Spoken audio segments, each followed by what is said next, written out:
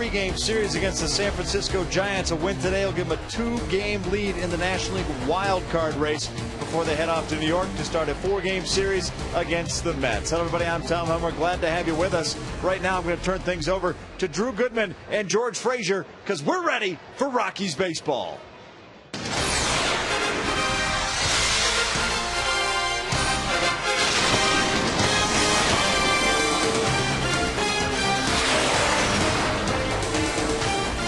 There's a nice family arriving at Coors Field. A beautiful Sunday afternoon in the Mile High City. And the Rockies concluding this 3-game set against the San Francisco Giants, who won on Friday night.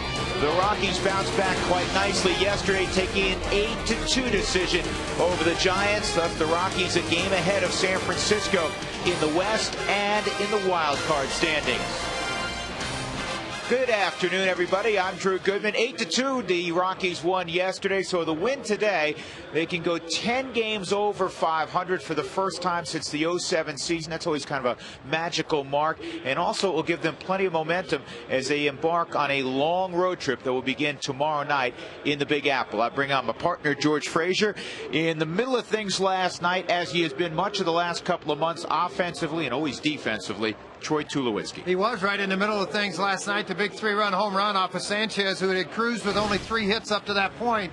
He had totally destroyed the baseball to right center field on a ball up and away from him. And for Tulowitzki, people forget when he came back from the injury, he hit over 300 last year. Look at the numbers now. They can steadily climb to the top. And then the Rockies' record kind of coincides with the success of this young leader of this ball club. And in last night's ball game, Tulowitzki got a fastball up, out over the plate, and drove it into right center field. Came up 5 RBIs last night. That was a career high.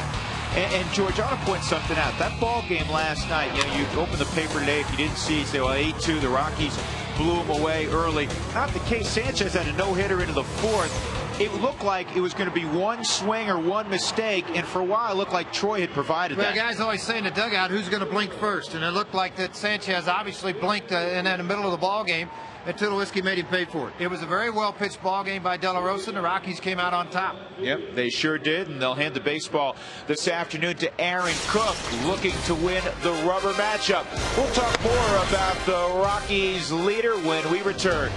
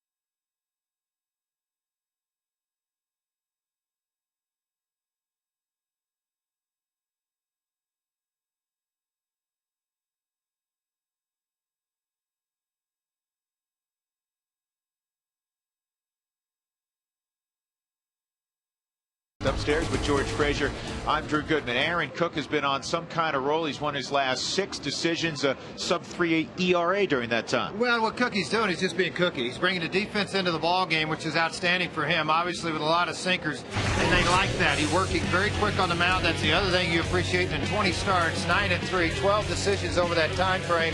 Don't worry about walks and strikeouts with Aaron Cook. You worry about ground ball outs. But what has started to happen and translate of late, he's starting to get those strikeouts against San Diego, particularly July 16th, 8 punch outs in that ball game.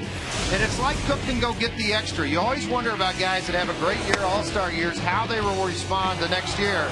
Well, he's responded by the good sinker, hard slider, dominant at home, dominant out on the road, and he's in one of those great places right now for Aaron Cook. So when you're pounding the strike zone, the offense is scoring runs, it's a great day to take them out.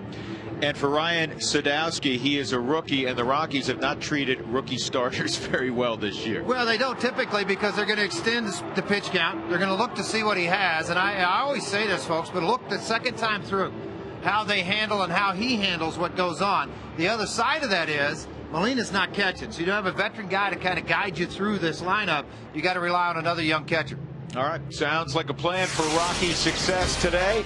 Colorado and San Francisco. Aaron Cook, Ryan Sadowski.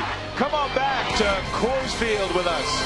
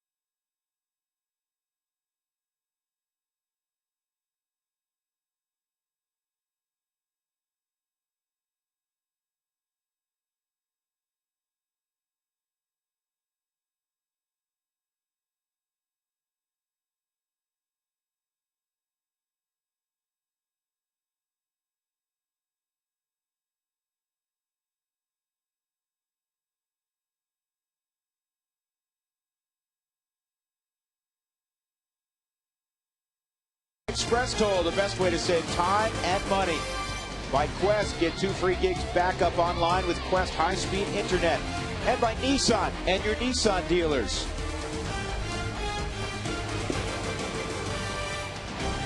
$42,000 plus last night, more than 40,000 Friday night, and already a very fine Sunday afternoon crowd has gathered as the Rockies look to take 2 of 3 from Bruce Bochy and the Giants. Giants have been good in rubber matchups this year, 8-1 in rubber games. The Rockies just 1-3 their last 4 rubber games, looking to change that record around. Here's the Giants batting order this afternoon against Aaron Cook. Randy Winn will lead it off, then Fred Lewis, who swung the bat well here at Coors Field. Pablo Sandoval, tough out in that 3-hole. Travis Ishikawa. Edgar Renteria has also had some success against Aaron Cook. Then the kid John Bowker, Juan Uribe, the former Rocky, Eli Whiteside, the young catcher, and the rookie pitcher Ryan Sadowski. Well, we are ready for baseball. Randy Winn, who has not fared very well against Aaron Cook, steps in, and he takes strike 1. Randy just 5 for 25 in his career matchups with the Hamilton, Ohio native Aaron Cook. Cook will get to go back to his old stomping grounds on this next road trip that begins in New York. And he'll take the Rockies to Cincinnati and then the city of brotherly love, Philadelphia. And last time I checked, George, the Phil's playing pretty good. Pretty good baseball. They were leading the Utley hit a home run. They were leading St. Louis at the time 3-1. Now 5-2 Philly in the sixth. Here's the 0-2 and a slider down low. Forming the battery this afternoon, Aaron Cook and Yorvi Torrealba. There's Yorvi.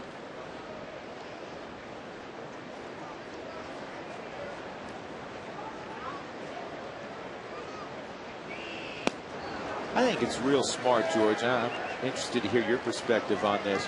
You know, sometimes you have catchers that become caddies for one guy, and I think it's important that everybody's comfortable pitching to both catchers, and all the catchers are comfortable with the pitching staff on the ground.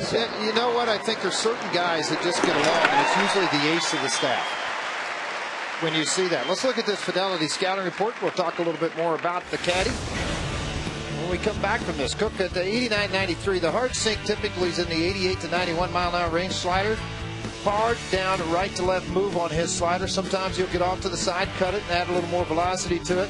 The changeup that he seldomly uses, 79 to 84, it's typically that one pitch, that hard sinker that gets into a ball game. Now Fred Lewis steps up.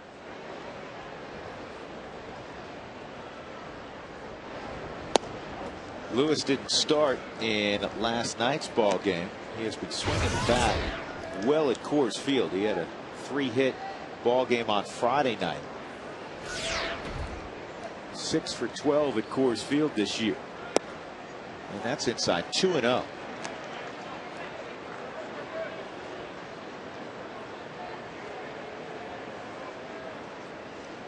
.359 career average. And this is chopped foul. Aaron's 9-3, a sub-4 ERA. One of 3 Rockies starting pitchers to have an ERA under 4. There's only 3 teams in baseball that can make that claim. And there's another roller to second. Look at that roller at that. Good start for Aaron Cook thus far. Let's take a look at who'll be playing defense behind him, presented by Toyota. Seth Smith will be in left field. Carlos Gonzalez in center. Brett Hoffman right. Stewart and Tulowitzki on the left side. Barmes and Helton on the right side. And as we established a moment ago, Yorvi Torrealba has the gear on.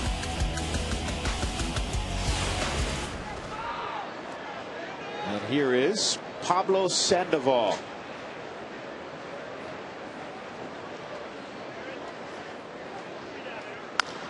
And a little cutback. And Aaron will jog it over to Todd Helton. 3 ground balls, 9 pitches. And Aaron Cook has his club in the dugout, rearing to go offensively.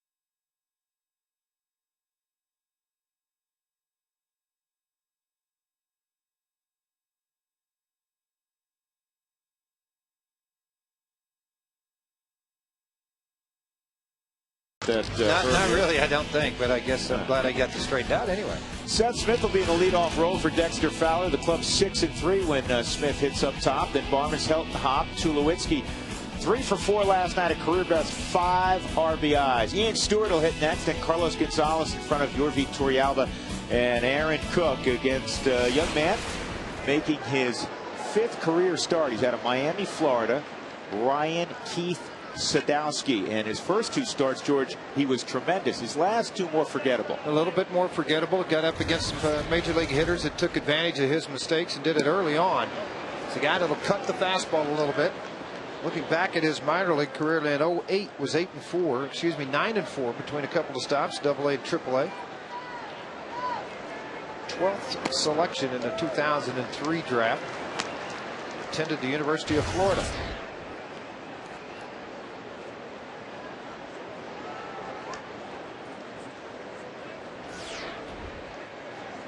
And here's the 2-0 on Seth Smith, and it's 3-0. Sadowski, his first 2 games, he said, I like this. This is like slow pitch softball. My club scores a lot of runs for me. They got 18 runs in his first 2 outings. There's a lot of guys in the dugout, probably Matt Cain and some other guys going, hey, don't be afraid to spread this around a little bit. Yeah. Makes it a little easier to pitch, though, when you got to throwing out those kind of runs for you. Well, Matt Cain could put his arm around him in his next 2 outings, George, because he didn't get any runs. 18 his first 2 starts. Sadowski didn't get any runs of support in his next 2. 13 shutout innings to start his career, and then things got a little ugly. 8 2/3, 13 hits, 11 runs. The key to those other 2 starts, the last 2 he struggled, and he walked 7 over that span of 8 2/3.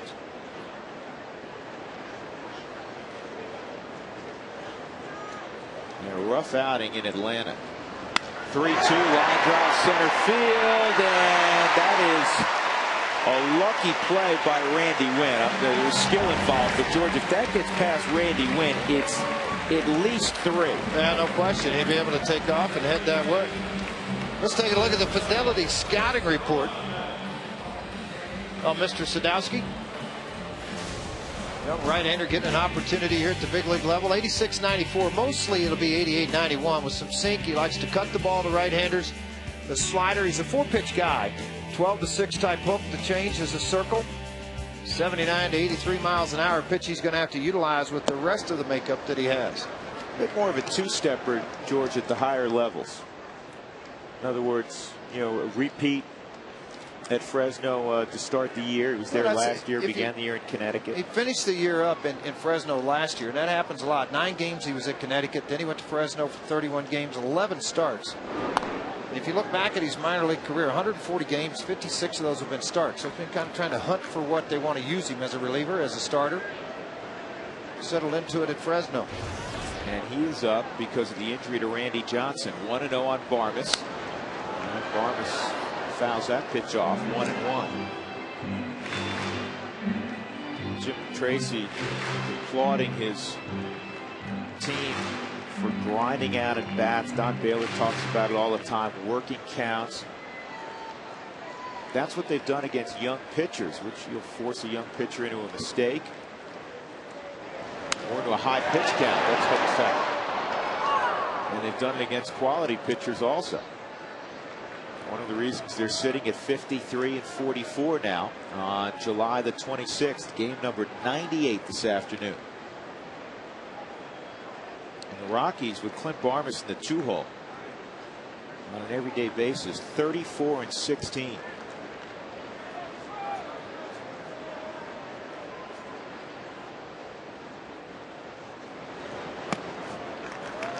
Two and 2. Helton waits on deck. Not only with the win do the Rockies go 10 games over 500, but another solid homestand. They'll have taken 2 of 3 from Arizona, 2 of 3 from the Giants, a 4-2 homestand. Well, starting to do what they need to do to have success here. Smith going, and he's in there. And he stays on the bag. That's why you got to call time quickly, right? Well, call time quickly. And I just watching Uribe out at second base too. It's almost if the bottom was hooked to his glove. So, he's looking at second base umpire right now, Hunter Wendelstedt, saying, did he slide into it? See how it's hooked onto his glove. So he was hooked. Smith did the right thing. He hooks the glove. accidentally. So when the other foot comes off, couldn't tag him. It's hooked to the other foot. I don't think I've ever seen that. Have you? No. And this ball is a floater to left center, grabbed by Wynn. And Seth Smith goes back. Seth with his 4th stolen base. He's not been caught yet. Giants defense presented by Toyota. Lewis, Wynn, and Bowker in the outfield. Sandoval, Renteria, Uribe, and Ishikawa in the infield. Eli Whiteside, who caught the no-hitter of Jonathan Sanchez, is behind the dish this afternoon. RBI out there for Todd Helton. 321 average. She's driven in 60.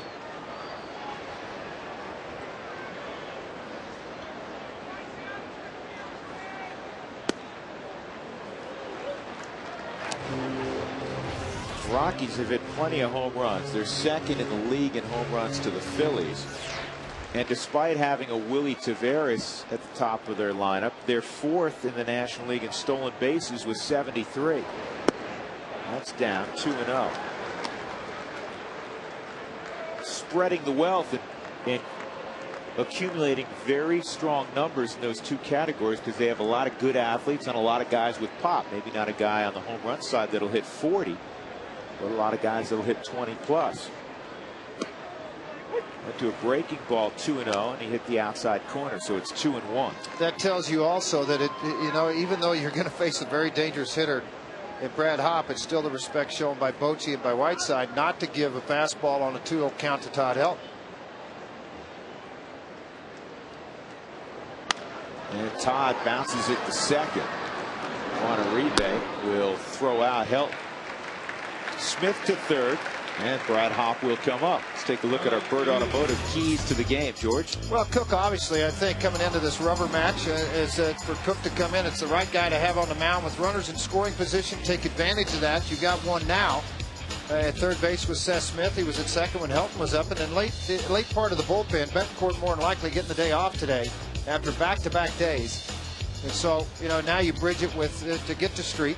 It's a good day to give him a day off, too. Cook typically works 7+ innings per start.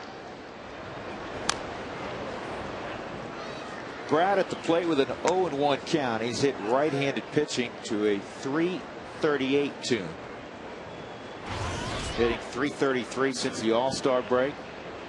Second in the National League with 34 2-out RBIs. Looking to pick up number 35, and he will. Leap to the left field for a base knock, and the Rockies take a 1-0 lead. And Brad Hopp's having quite a year, isn't he? Sadowski's average with runners in scoring position at 2 out. The opposition has hit 400. That total's going to go up a little higher after this hit by Hopp. Really trying to work the hands to the inside, down onto the label side of the bat, but strong enough just to fight this ball off and move it into left field out of reach of anybody and allow Seth Smith to give the Rockies a 1-0 lead. And last night's big offensive star steps up, Troy Tulowitzki. 18 home runs, leading all big league shortstops. And he takes a fastball away. And last night in a scoreless game where guys were trying to find a way to get a base hit, much less hit one 400+ feet. Tulowitzki made it 3-0. Then he added an RBI double later on, also an RBI single. That pitch misses also. It's 2-0. Rockies are a very impressive 38-10 when they score first.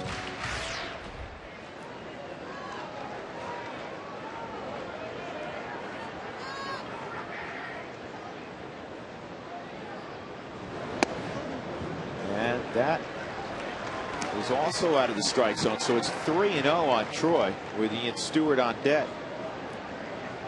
Rockies with their win last night against the Giants, 19-24 inside the West.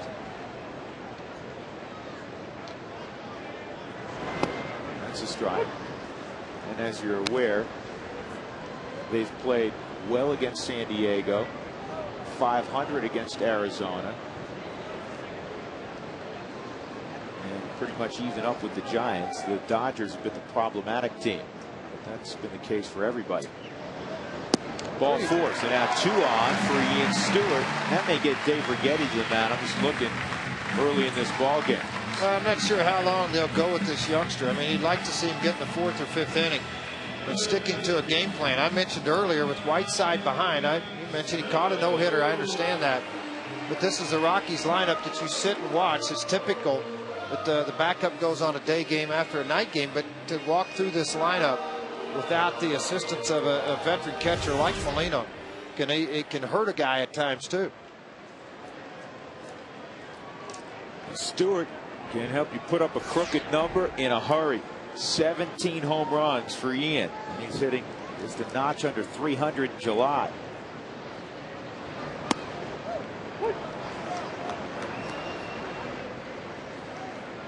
He's a guy that went through a period like a lot of young hitters, George, that felt they had to pull the ball, young hitters with power. And he has come to realize that he can hit it out any direction easily. Well, it's a matter of staying on top of the ball, too, because more times than not, when you're trying to lift and work under the baseball, you can hit a lot of lazy fly balls places. Guys can pitch up here. So now you try to work to stay on top of the baseball and drive it. Home runs are going to happen. Outfield deep and straight up for Stewart. 2 on, 2 outs. And that is outside, 2-1. Rockies loaded up with left-handed bats this afternoon against the 25-year-old Sadowski. One thing he's always done in his career is throwing strikes. Today it's a struggle. 14 balls, 12 strikes, 26 pitches here in the first. Get out of play. 2-2.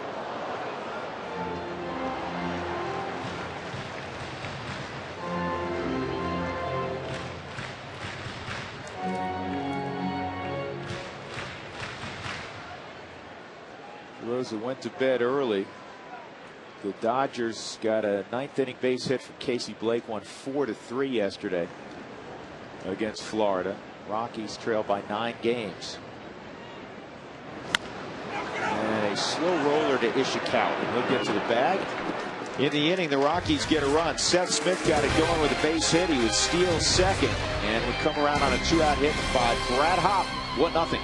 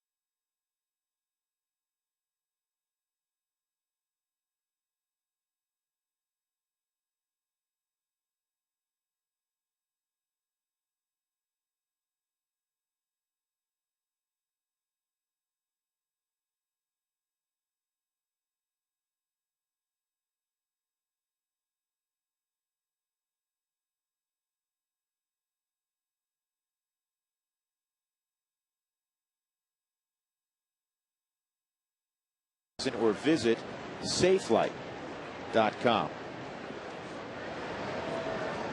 Aaron Cook induced 3 ground balls in the first inning. Generally a sign that his sinker is on. Travis Ishikawa will step in first, the cleanup hitter this afternoon. Hitting well at AT&T Park, not so well out on the road, just a $162. They love his glove at first, but George, first base has always been a position where you better produce some offensive numbers. Well, it is, and in big numbers. They want to see the long ball. They want to be able to see the RBI totals climb. Obviously, it's one of those power positions. Will Clark, obviously a great first baseman. Here's the 1-1. And that pitch out of the zone.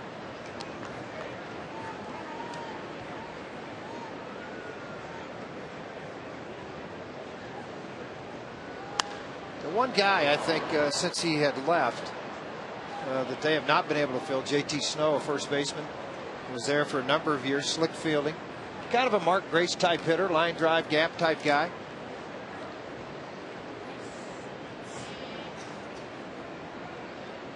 Great glove. That's what Ishikawa has.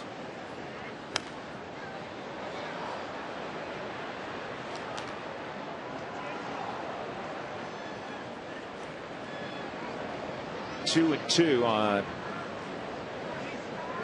Travis Ishikawa.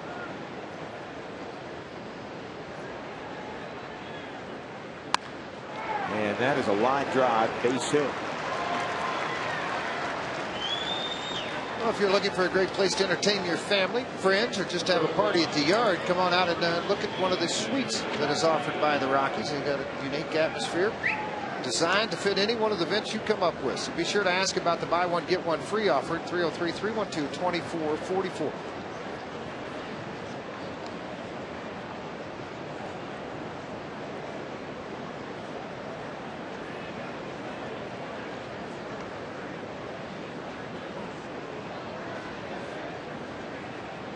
This is Edgar Renteria. You're just looking at the numbers, and Aaron Cook will do this from time to time, George. Back off a little bit, try to get a little more sync. He's been working with his fastball just 85 to 88 roughly. You don't, when you have movement on a fastball, it doesn't have to be hard. I mean, that's the key to it. I mean, a lot of people think, oh, I got to see 95, I got to see 98. Well, if you keep the ball down in the zone, you get hard sink. You get a lot of ground ball out. Some of them may get through the zone, but it's very difficult to lift a hard biting sinker. 2-0 on Renteria.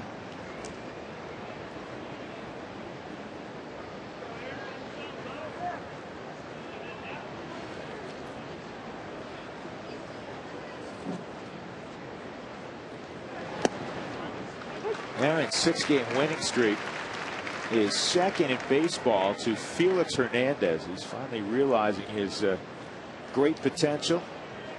The leader of the Seattle Mariners staff. 6-game win streak now matched by Jorge De La Rosa. Well, you look at National League leaders in wins since June 5th. De La Rosa 8-1. Next you find Aaron Cook at 6-0. Then Herons at 6-1. Some American League guys at 6-0.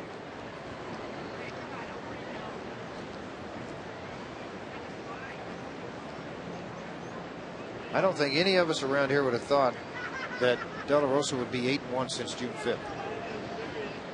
Probably not. This ball is in the air to right center field. A long run for Gonzalez. He lays out, can't get there. Hop fields the baseball. Ishikawa will stop at third. And the throw by Barmes comes in. So a double. And it's second and third for the Giants with nobody out. And Renteria continues to hurt Aaron Cook. 6 for 12 now, lifetime. Well, the guy that just swings the bat well, particularly off the fastball, doesn't try to overpower it. This ball got up a little bit in the strike zone and just out of the reach of Gonzalez. He gave a great chase knowing Hop. He could dive knowing Brad Hop was that close to the baseball to where he could back it up. Just by about 6 to 8 inches on the baseball. Well, Aaron Cook with nobody out now in a difficult situation, although you're in the bottom of the lineup.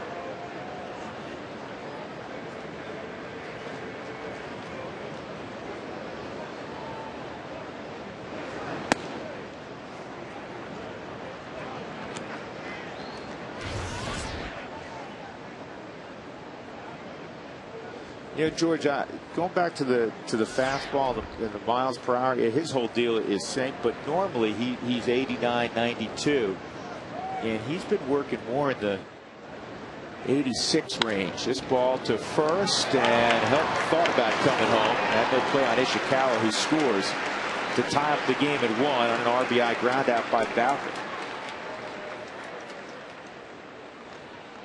4th RBI for Bowker. Now, you know, with Aaron Cook, a lot of guys early in a ball game will work 85, 89 in that range, 87, 89. And as they get into a tight situation, then they can go and reach and get a little bit of 90 to 93. The last fastball at 90. Rockies are playing it halfway right now with Uribe at the plate. And 1 out. Runner at 3rd. And it's a pop fly to shallow center field. Barmes going out. And Uribe fails to get the run home. So now they're 2 outs. And the catcher Eli Whiteside will come up. I think Aaron Cook does what I'm about to say as well as anybody in the game. That's limit the big inning. He typically, you know, 2nd and 3rd, nobody out, and he has a chance to get out of it with just 1 run score. That's what guys with good stuff and a veteran presence are able to do. About 133, the opposition with 2 outs, runners in scoring position. So, I mean, you know, he's a guy that makes a pitch when you need to make the pitch. He doesn't panic in situations like, you know, a lot of times young guys and guys that have struggled at times will say what's going to happen next versus it's not going to happen. And Cook has the attitude it's not going to happen. Eli Whiteside hitting .231.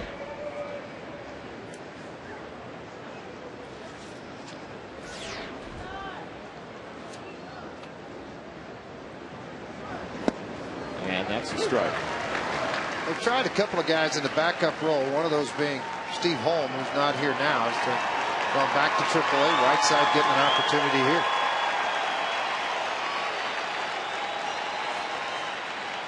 First time Whiteside has faced Aaron Cook. 0-2 the count. Whiteside 0 for his last 10 at the plate. Torrealba sets up away, and this is fouled off behind Eli Whiteside. 6th round draft pick, 2001 of Baltimore. Released by Minnesota in 08, signed by San Francisco in May as a free agent.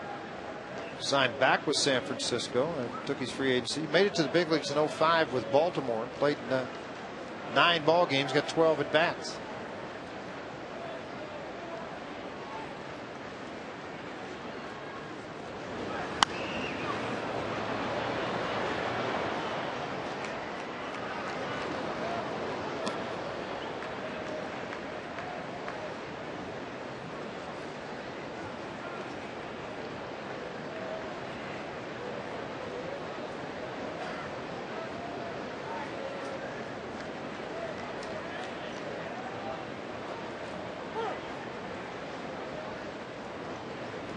As impressive as the runners in scoring position, 133 with Cook.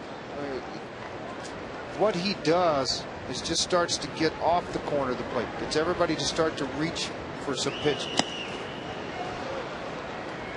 Figured to be a hard slider. It was at 87.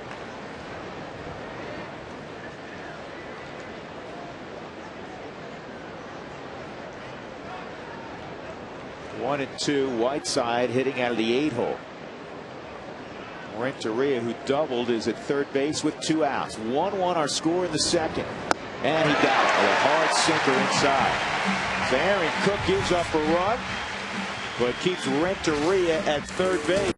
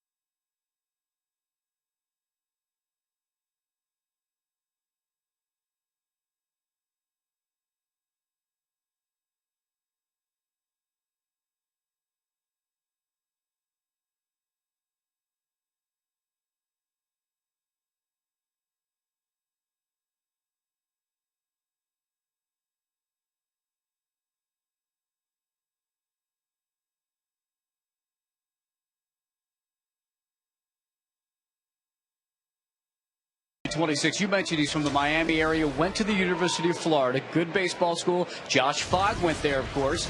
Didn't pitch much and didn't know if he was going to get drafted. So you know what? He told his mother, I need you to call every big league team and get the name and number of the Miami area scouts. She did that, and then she called all the scouts because he thought they wouldn't listen to him. Well, they listened to her. The Giants, Royals, and White Sox, as this is bounced foul right near me. Those three teams allowed him to set up a 10-minute throwing session. He got his college roommate, who was a catcher, had the gear. He said he did about 8 or so trips around the state of Florida, threw for those teams and some others. And a guy that he said was mysterious with a mustache, as Gonzalez fans, gave him a better look and eventually drafted him. And that guy, and I don't know whether George has crossed paths with him, was Dick Tidrow, who, of course, is the player personnel guy with the Giants. And so he credits his mom for making those phone calls to get him here to the big leagues, guys. Well, Dick Tidrow is, the player development guy that went out and made the final decision on what they to do. The scout that actually signed, Charlie Gonzalez, was a scout in that area that worked it. But, Dick Tidrow has kind of oversees all the minor leagues, where they go, what they do. And he also does a lot of work at the major league level for Brian Sabian, a very good pitcher in his own right. Dirt, as a lot of us like to call him. It's instrumental in their draft every year. Torrealba leans on that pitch and lines it to left. So after the strikeout by Sadowski of Gonzalez, Torrealba's aboard for Aaron Cook. Fans, feed your Rockies fever at Taco Bell. If the Rockies score 7 or more during any ball game, as they did last night, go to Colorado Taco Bell locations, those that are participating, the next day between 4 and 6. And feed your fever with 4 tacos for $1 with the purchase of a drink. Only 1 order per customer.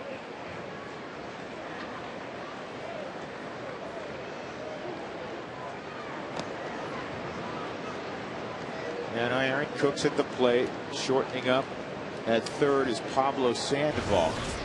But it is not a given that you're going to see a sac bunt here. You're going to see the look of one, and he pulled it back. You may see the slug bunt too.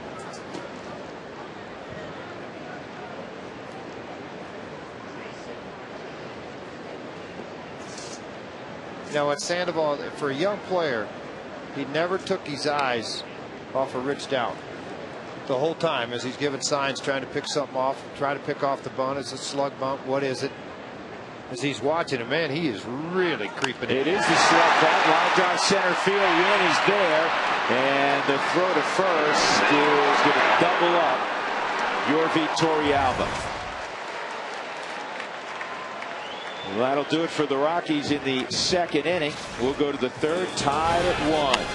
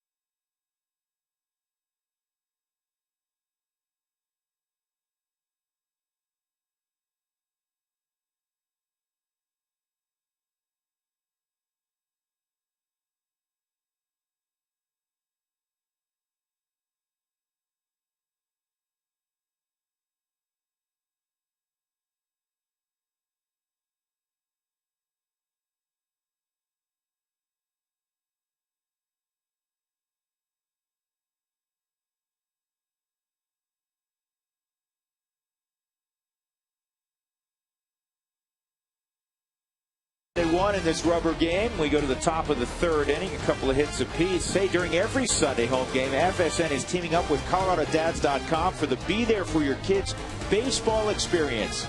And in a moment, we'll introduce you to our guests this afternoon. We're going to do it right now, in fact. Jeff and Kai Wolford. Hey, Kai, how you doing, buddy?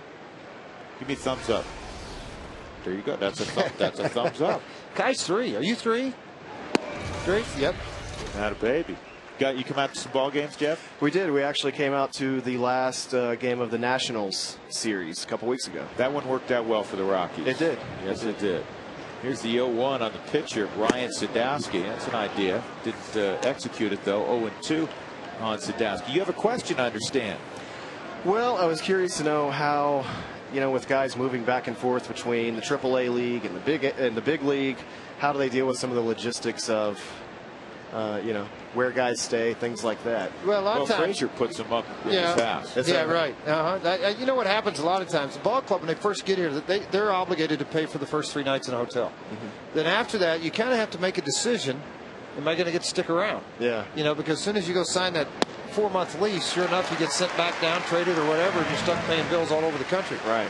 And so a lot of the apartment complexes through the Denver area, the guys that just pop up, they'll work with the players. So a lot of them will stay. I know a lot of guys stayed at the ballpark loft for a while. They've moved to the ice house. They kind of move around different places around the ballpark here. And of course, in the minor leagues, there's usually 8 guys in a 1-bedroom house. Right. I mean, they all kind of pile in together. And so when one guy goes out, another one's coming. So it alternates in and out of there. But the first 3 days, everything gets taken care of. And then after that, you kind of look around for your own. And you can tell. And a lot of times you go in and ask the manager, should I get a place? Yeah. And they'll give you some insight. Well, a lot of times guys will give, well, not so much inside. They'll give you some, what the plans are. You're going to hear me 2 weeks, 3 weeks, 4 weeks. Yeah, I'll try to find you a place because you're living in a hotel room anyway. You don't want to stick 3 weeks here in Denver in one. So a lot of times guys go and find one. And one of the things that also occurs from time to time, there may be another guy on the 40-man roster that was sent out or traded recently that has a place, and you were buddies with him, and you go stay in his place because he's now playing baseball in Chicago, that sort of thing. Okay. There's a pretty good network going. 2 outs as Randy Wynn is retired.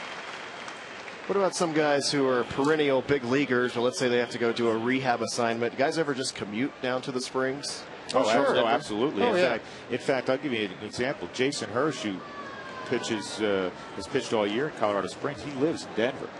He's with the big league team a couple years ago and last year, and he's had battled injuries, but he goes back and forth. Corey Sullivan, happened a couple years ago. He would live in downtown Denver and just like anybody else, he was making a commute the other direction. Yeah. I got to ask you a question now because you're asking a lot of real estate questions. You're not a real estate agent, are you? Trying to sell some houses? I'm not trying to buy a house. Oh, you are? Okay, I got you. There you go. 2 outs. Fred Lewis at the plate. He hit a ground ball to second his first time up. The other side of it is, too, there's so many guys, and particularly in an organization like the Rockies. It's probably not true with the New York Yankees or the Mets because it's older, established free agent guys. But a lot of these younger kids have played together in A-ball, AA, AAA. So, when you come up for the first time, like Yolis Shashin, he comes up, Yorvin Toriyama being a Venezuelan also may say, if you need a place to stay, come over and stay at the house. Right. I got an extra bedroom if you want to. Or, a betting court. If you need to come over, you guys need a place to lay down, I got one for you. Okay. It is truly a family. It is a fraternity that's lifelong. I mean, once you get to the big leagues, you're part of that family.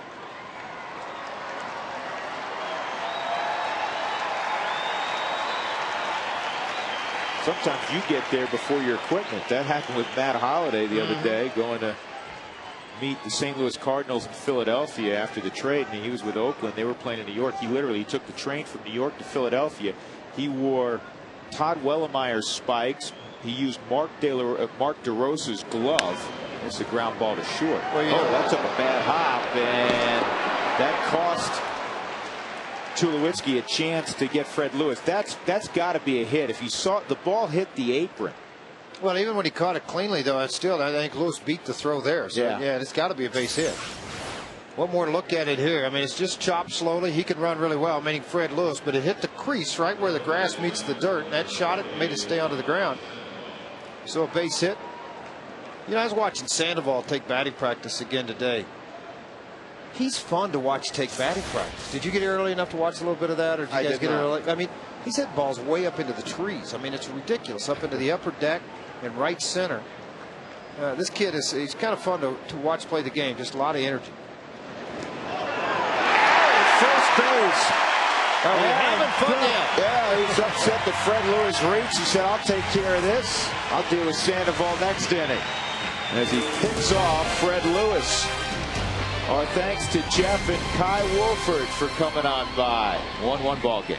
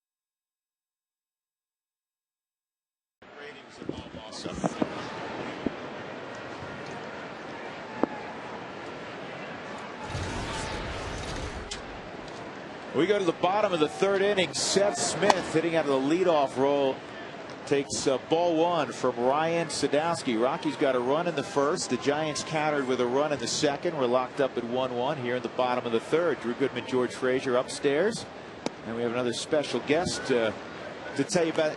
Doesn't need the same introduction, this gentleman, as our last guest did, the distinguished mayor of Denver, John Hickenlooper. How you doing? Drew, great to be here. Always a great day for baseball, and the Rockies playing so well.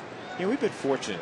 A lot of people who are prominent public servants in our state are huge baseball fans, legitimately so, and you are one of them. Absolutely. Well, and when I first got elected, my relationship with Bill Owens, which turned out to be useful. There we go. Turned out to be so useful to both the city and the state, I think, was based on the fact we're roughly the same age. He was a Dodgers fan growing up. I was a Phillies fan, and we knew each other's batting orders in and out. And it's funny, if you know your childhood favorite team's batting orders, their opponents, and you meet someone else who does, there's a bond, and that builds a relationship, and all of a sudden, next thing you're doing, you're getting stuff done. Well, you know how big a baseball fan, as you were describing, Governor Owens is. He caught up with us in Arizona earlier this year, and the Rockies were, excuse me, it wasn't Arizona, it was Houston. He was doing business down there. He saw every ball game that the Rockies played in Houston over that 4-game set. Just make his way, take the suit and tie off and make his way over to the ballpark in downtown Houston. So we were able to hook up at that point in time. Clint Barmas at the plate with an 0-1 count. And this ball rifled down the line, just foul. You know the rule, don't you? That if we score like 7 runs while you're sitting here, I can't leave. That's right. That's when I was growing up in Philadelphia. I was there in 1961 when they lost 23 straight games. So you don't get to be a baseball fan easy in Philadelphia. But I would lie. I had transistor radio. I'd lie in bed, and if somebody got a hit, I would freeze. I would not move until the next batter either hit it. If we got 2 or 3 or 4 hits in a row, I'd get a cramp. So you were superstitious like Helton then. Even worse. That's in the dirt. Actually, that was Mom had asked you to do some chores, and you felt like, oh, I can't move, Mom, because they just got a base hit. Well, the difference between me and Todd Helton is I outgrew my superstition, and he grew into one of the world's superstars. So you know what? You can only stay 13 for so long. And Todd's locked in. He's done a pretty good job. He has done a very good job. Historic week for Todd with his 500th double on Wednesday. Can you show me anybody in America that brings a better attitude to the ballpark every day, day in and day out? Yeah, he's marvelous to be around, and he's self-deprecating, and he is a tremendous talent, obviously. Getaway day in the Rockies. We're going to New York after the ball game, and then on the far end of the trip, after a visit to Cincinnati, we go to your hometown of Philadelphia. You know what I love about Philly, Mayor? I love the diners. I'm a diner guy. Well, we've got great diners in Philadelphia. Oh, man, it is awesome. You kidding? Yeah. Breakfast 24/7. It's my kind of town. And those Philly cheesesteaks, you know? Oh, Geno's. Geno's, exactly. You do spend some time there. Yeah, just a couple of trips in there in the last 35 years, yeah. George knows every greasy spoon from coast to coast. You remember Andy Musser? Mm-hmm. Absolutely. Yeah. He wanted to open a brew pub. So about 10 years ago, I spent a day showing him locations in Philadelphia when I was back there for the holidays.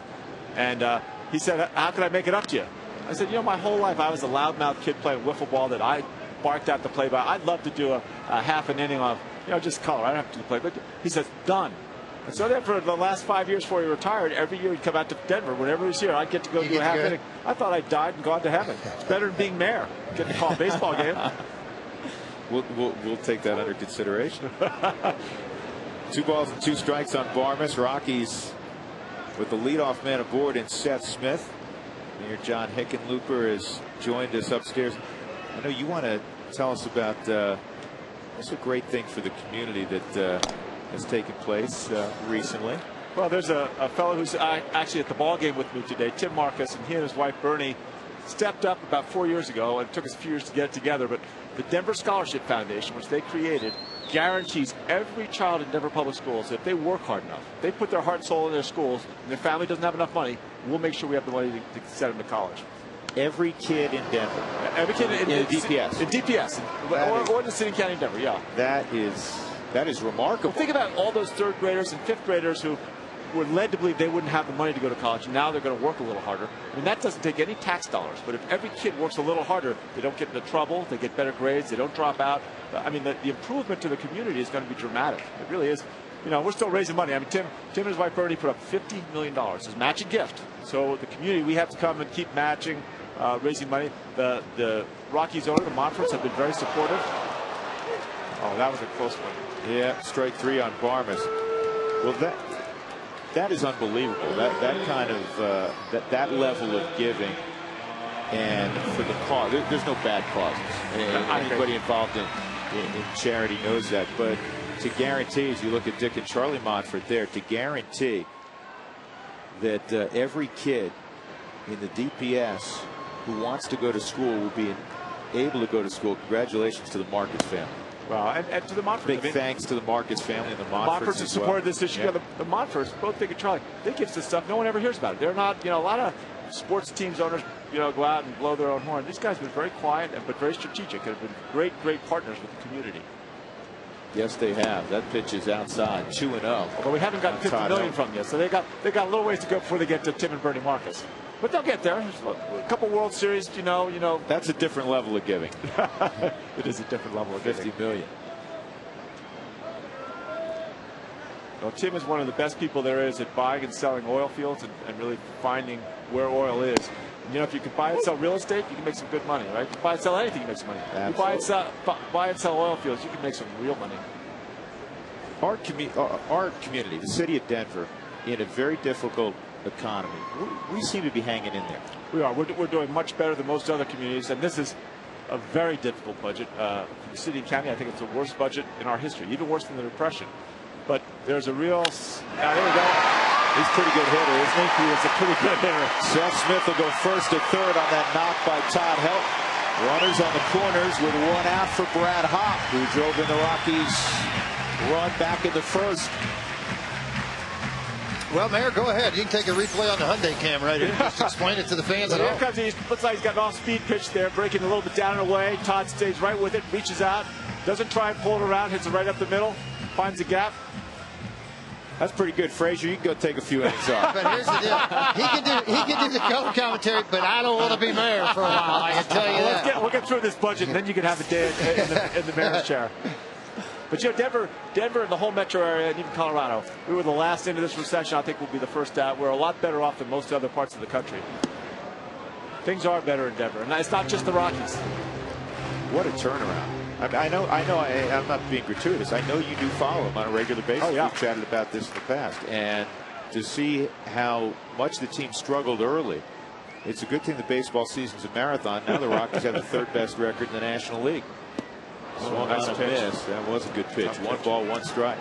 What the great thing about the Rockies, they never quit, right? Remember General MacArthur, Douglas MacArthur, he's famous at West Point, that famous speech where he says, "Americans don't quit." The Rockies are the kind of quintessential team in that sense. They just don't know the meaning of the word quit. You knew they weren't going to back off. You know, we were talking about the economy. It was great to see 40,000 Friday night, 42+ thousand last night. You look around, it's a huge crowd on a Sunday afternoon. That's in there. One ball and two strikes. You know, he seems to pitch better when he gets into trouble, right? It's like he's losing a little focus when he's... I think that's an astute observation. He has made some pretty good pitches with traffic so far in this game, but you can live on the edge only so long against this lineup, I believe. Well, he's increased, decreased velocity off the curveball from 73 to 78. He's worked both sides of the plate with it when he's getting men on. It seems like he's scared to get the fastball around the plate early in counts. That's why he walks Seth Smith. Smith at third, Helton at first, one out. Brad Hopp with 62 RBIs at the plate in a 1-1 ball game.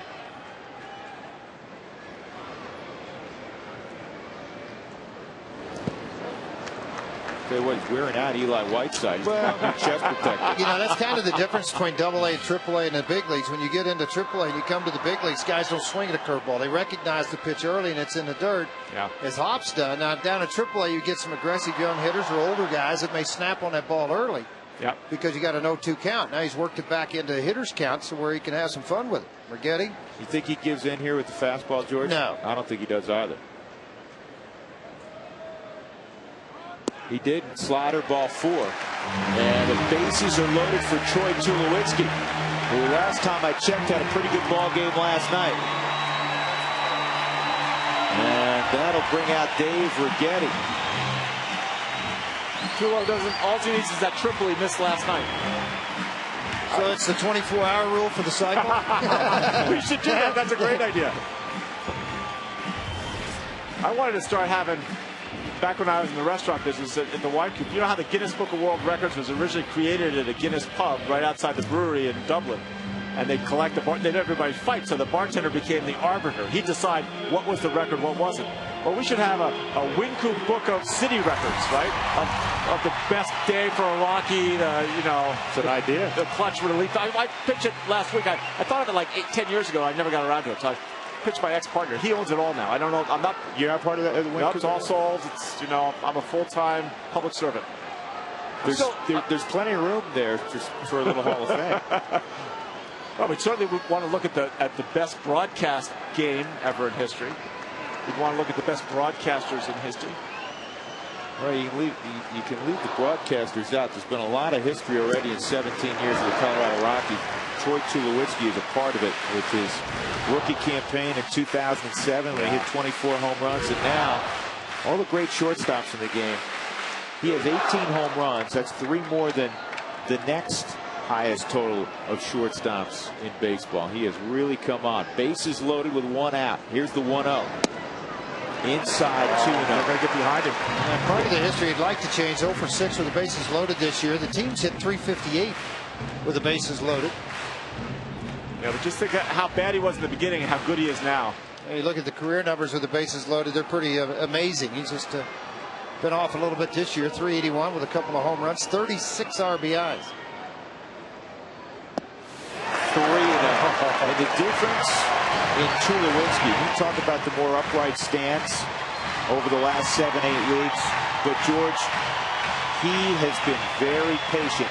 In situations like this, it's so easy to get impatient. Well, I think the one thing that he's done to help correct everything, he's kept all this part quiet. So you don't see a lot of it moving off of pitches, and everything that keeps your upper half quiet, the head quiet on the baseball. Rio is in there, 3-1. Well, Justin Miller, who we saw last night, is up far earlier than I'm sure Bruce Bochy wanted to make a call. Mark Gardner, bullpen coach, gets a hat off to let Righetti know that he is ready to come into the ball game. The guy that has done very well when acquiring men on base. Popped him up. Shallow center field. Smith runs pretty well. I don't think it's deep enough, though. He's going to try Randy Wood, and guess what? It works out. Well, let me ask you a question. If you're sitting there, do you think he's going to try to score if you're really Randy Wynn? No. But when you see it, all of a sudden you overthrow the baseball a lot, and when you overthrow it, obviously you get a little bit offline, and that ball was well up the line, but Seth Smith took off at the right time. When you're double box, you're going to watch it, and then see Richie Dyer screaming go. And then here's the throw, not more than 200 feet from the plate, offline and not in time. And not even close. It goes to show you, when you're throwing the ball over 200 feet, even though we call that shallow center field, still for a big leaguer, not as easy as you might think to be accurate with it. Scouting reports come into play. Now here's a question. What should Helton have tagged up at second? I guess he couldn't know that Seth's going to go, so he couldn't possibly take a chance on that. The danger side of it is if somebody cuts it off, and then you got to play it third, and it's a nice gamble, but I think it'd be better if somebody had a little more speed than Tom. You want to take the bat out of Ian Stewart's hands. He rips it to right center field, down a drop. Helton around third. He will score. And going safely first to third is Brad Hopp, and the Rockies lead it 3-1. Mayor Hickenlooper, you can't leave. Freeze like you did 40 years ago. That was a rope. They're hitting him hard. And everything's starting to rise up. Bochy's probably seen enough. He'll jump out of the dugout and go get him. Same pitch, that same off-state pitch, kind of down and away. This is the key to it. Look at his head. Stay right on the pitch. Nothing jumping out of the way. Everything staying on time with it. And Bruce Bochy doing something he had hoped he wouldn't have to do after 2 2/3 innings. Go out and get his starter pitching. Go to that bullpen to try to keep this thing close. Rockies.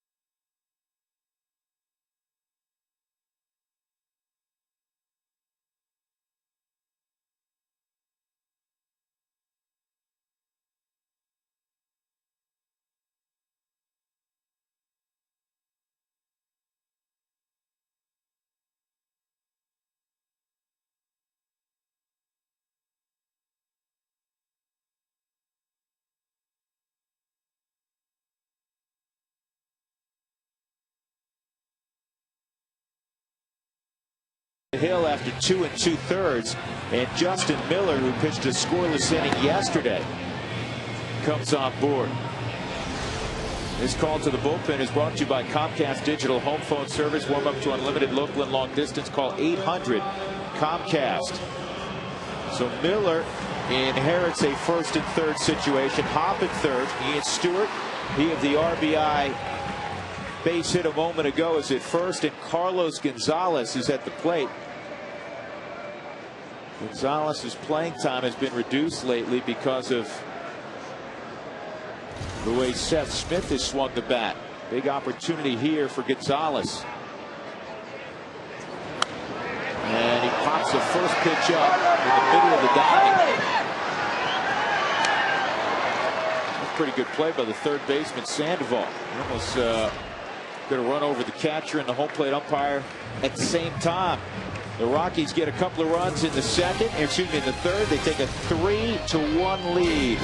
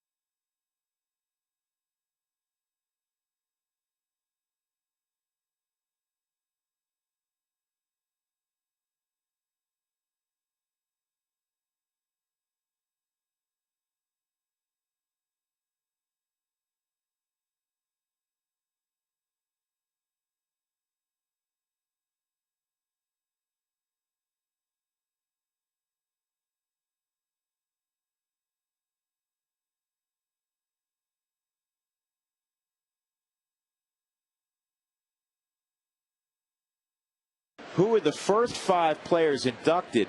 And what is as fascinating is the guys that didn't get in that first class. There's the late great Jackie Robinson, of course, a Hall of Famer. Made his debut in 1947. Rockies up 3-1. And Kung Fu Panda at the plate. Pablo Sandoval, who showed bunt, pulled it back, ball 1. Sandoval, Travis Ishikawa, and Edgar Renteria.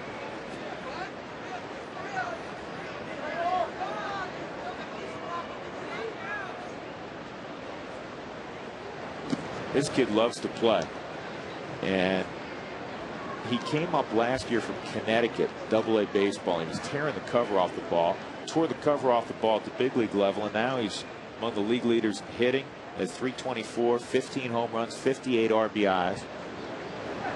And let's pull it up the middle. That's all he does. Yeah, he's got a good swing. He's got a really good swing. You know, he hits from both sides of the plate, and he's ambidextrous. He can actually throw lefty also. You know, it's funny, you don't see many switch hitters that are that big, right? Yeah, I mean, look at it. He's got a barrel chest. He's a big guy. Most switch hitters are, you know, second baseman or, you know, swatters. How about the nickname Barry Zito hung on him? It's sticking. What was his nickname? Kung Fu Panda, because he was last year, late in the season, he was racing to the plate. It was a bang-bang play, and he hurdled the catcher. That's a big man to be hurdling anything. You know, other than Twinkies and donuts. I hadn't heard that. That's a good nickname, though. Yeah. That probably will stick. Always has a great big smile on his face. Pretty talented 22-year-old. Travis Ishikawa is at the plate. Soft liner that's going to get over the head of Tulowitzki, and now it's first and second, nobody out. That's a shit. You know, that was a good pitch. Nothing wrong with that pitch, and he just reached out and kind of fought it off and got a bloop. Yeah, we say that from time to time. Good pitch, bad result. The bat hit the graveyard as it could hear it shatter off the end of the bat. Great things about Aaron Cook. He's, generally speaking, just one pitch and a ground ball away from averting trouble. Edgar Renteria, though, has been a handful for him in his career. Renteria is 6 for 12 lifetime against Cook, and he had a double to right center field his first time up.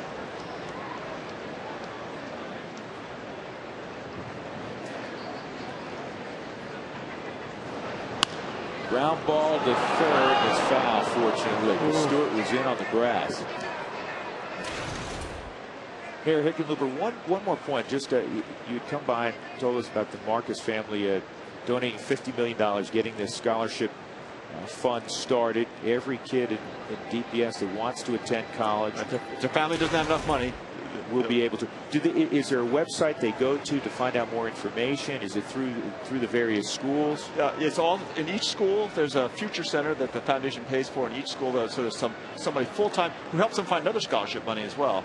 Okay. But they can go to DenverScholarshipFoundation.org or go to the schools. Either way, and it's there for every kid. If your family, it's need based, so if your family needs the money, they'll help you.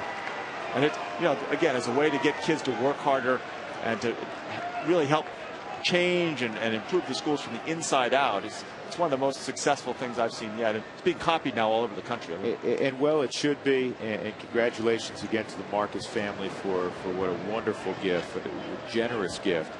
And it continues our tradition in our community and really our state. One of the best educated communities in America. Absolutely. And like every big city, we've got challenges to our public school system, but we've got a lot of people pushing hard and really working hard to make it better. Here's the 0-2. Up Dana Demuth will bring him up after Edgar Renteria was chewing on him after that previous pitch.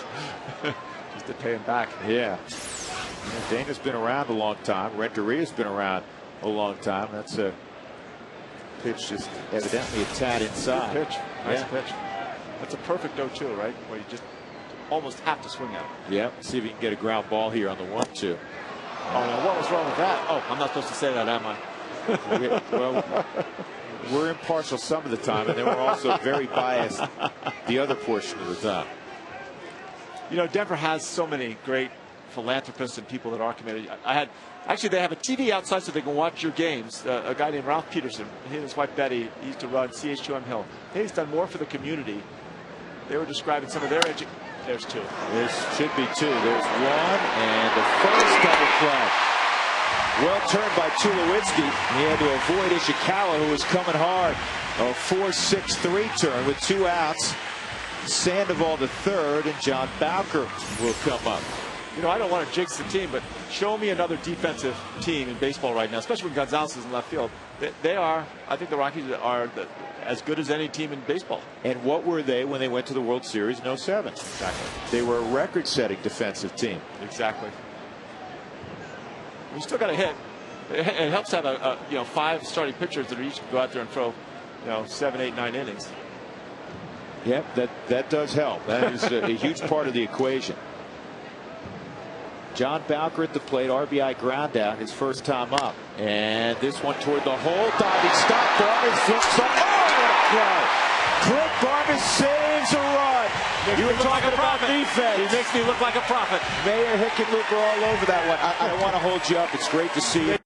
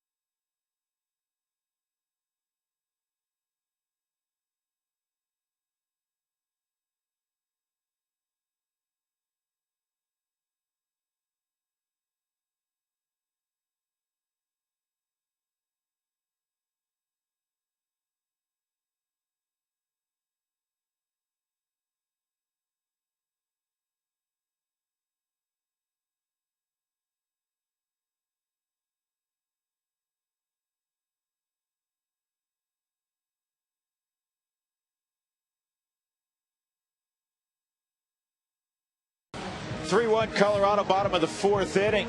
Time to answer our Affleck trivia question. Today, Hall of Fame Sunday in Cooperstown.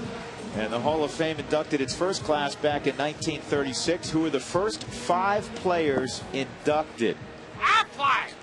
Well, it was an interesting class. Ty Cobb had the most votes. A lot of people don't realize that.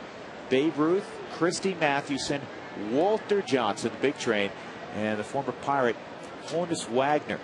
And there were some unbelievable names left off that list. Knapp, LaHoy didn't make it. Tris Speaker didn't make it his first time. Cy Young won 511 games. Not good enough for the first class. No, well, I don't blame him. How about this, George? Rogers Hornsby. Hit 423, 426 one year. 2 Triple Crowns. He didn't make it first time through. Highest priced baseball card ever sold, I think. Yeah. George Sisler. Honus Wagner didn't make it. Here's 0-2 on Torrealba. It's 1-2. Rockies with 2 runs last inning.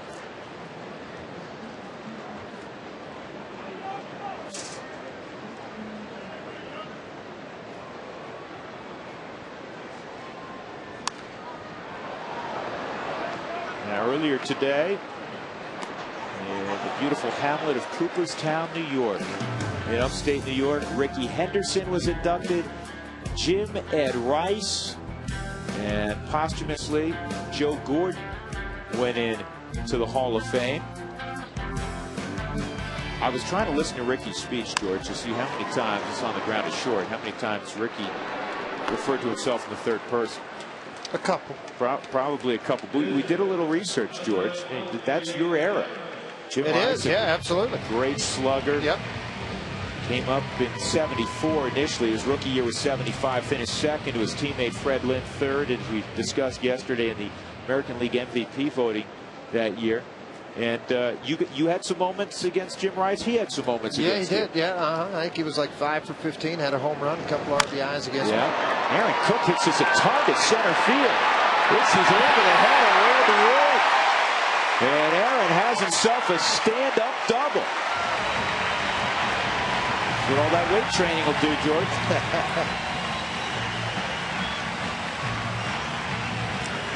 Well, a lot of that in the fact that a pitcher says, you know what, I'm going to get ahead of you with this nice little fastball, about 87 miles an hour, and then you leave it right in the middle of the plate. Aaron Cook looked like a guy that ought to be hitting 4th in the lineup with that swing.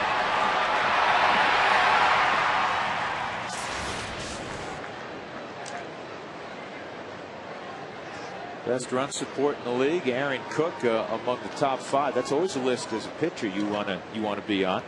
Seth Smith, a single and a stolen base, a walk. He has scored 2 of the Rockies' 3 runs. That's what you want from your leadoff guy. Now an opportunity to drive one in for Smith. Ricky Henderson, George, 5 for 10 against you with 3 RBIs. Ricky was a tough. How many stolen bases? We couldn't. Sure, he had 5 at least. That was tougher to look up. I giggled in the beginning whenever you said it. Did he ever steal a base on you? And I go, who didn't he steal a base on? Yeah. He had like 1,500. Yeah, close. 1,408, a record. He walked 2,129 times. Well, I tell you the other thing about Ricky, people forget. He had some power. A ton of power. 81 leadoff home runs. Changeups outside, 1-2. He scored a record 2,295 runs. And I think he's more proud of that than anything, because that's what this game's about. Speed and runs. I mean, that's the one thing that he brought to the table. Could hit the long ball. We watched him get his 3,000 hit in San Diego. It only went about 130 feet, but he got it. Yeah. And the right field. And as a fan of baseball and a fan of Jim Rice, I mean, legendary left fielder in Boston, gosh knows, has had a few of those. I'm really happy he finally got in, because he deserves to be in Cooperstown. He was as steady a slugger for well over a decade as there was in the game. This ball is hit to right. And the catch made by Bowker. 2 gone. That'll bring up Barnes. Well, I'd say this too. What it does, it opens the door up for a lot of other guys with comparable numbers to Rice and what he's done over short time frames, over 10-year. And again, a lot of people have kept those guys out of the game And of course, it depends in most recent of who's coming in and eligible for the Hall again. And Jim hit just a notch under 300, 298 in his career, slightly less than 400 home runs, but yeah, he had a lot of triples too.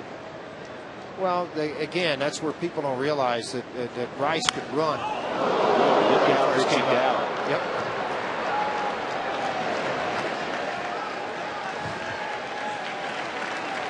Rich, you know the camera's on you. Whoa. That will get your attention. Fortunately, he was. It's like when you're at the plate, you just find a way to bail. You not look pretty. 1-1.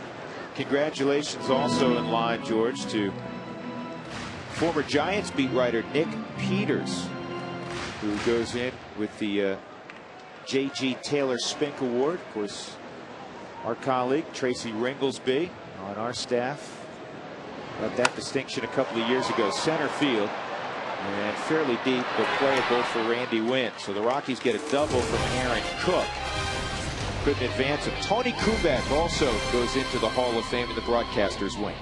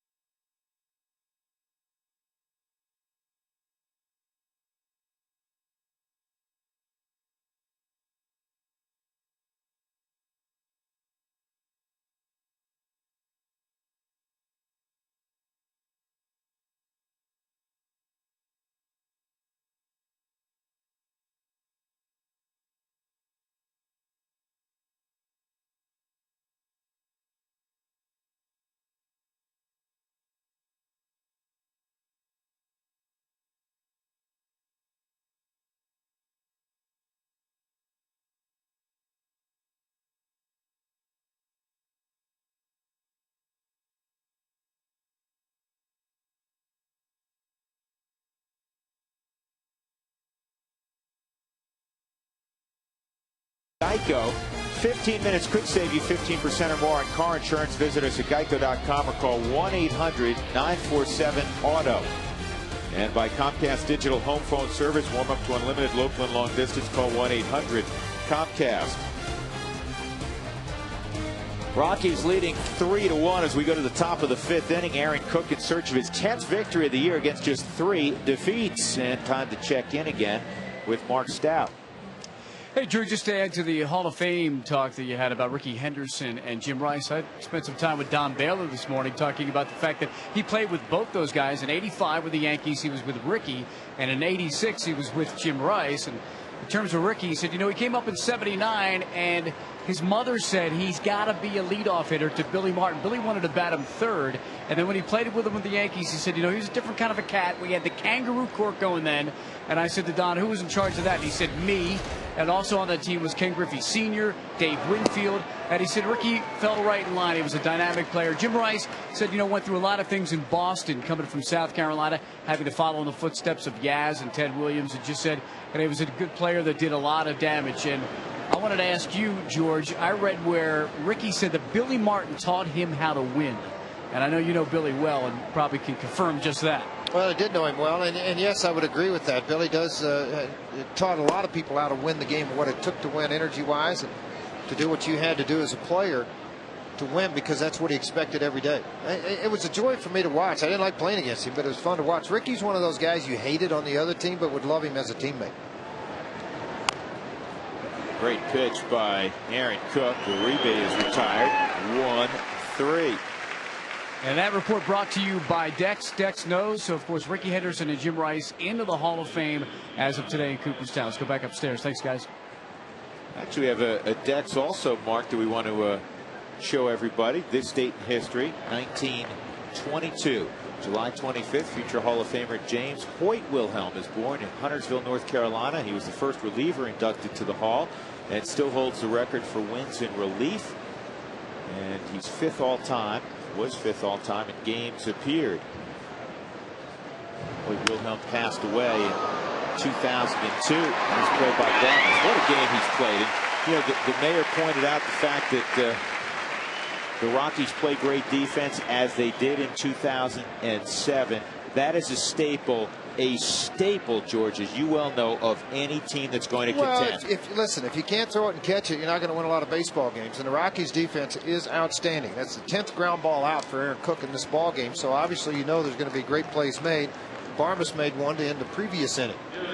That would have scored a run. So it wasn't just to end the inning.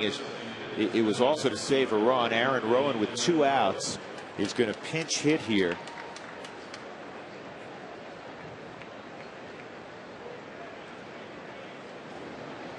Bochy going here with Rowan, thinking, all right, 2 outs, nobody on. Yeah, he's my normal everyday center fielder. He can't throw right now because of the sore forearm. But if he runs into one, it's a 1-run ball game. Well, that's the key to it. Maybe I'll get a fastball, drive it somewhere, looking down the rest of their lineup. And he does run into one. It's going to stay in the ballpark, but it's going to one hop up against the wall, and he's going to have himself a 2-out double. And for Rowan, that is career hit 999. It has been a very fine career. I want more to look at this fastball. It seems to stay up into the strike zone more velocity wise, or maybe slider. It was down to about 88, 85 miles an hour. It hooks it right down into the line. Out of the reach of Seth Smith, coast in. Now the key is Randy Wynn does a pretty good job of swinging the bat, particularly from the left side versus right. On the right side under 200, the left side is swinging the bat much better.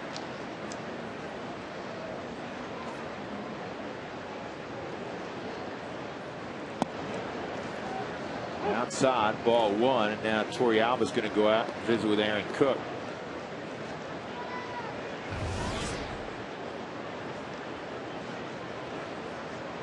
A reminder to check out Rockies Weekly tonight at 9 o'clock in the Mountain Time Zone. And as always, Jim Tracy will be featured on that program.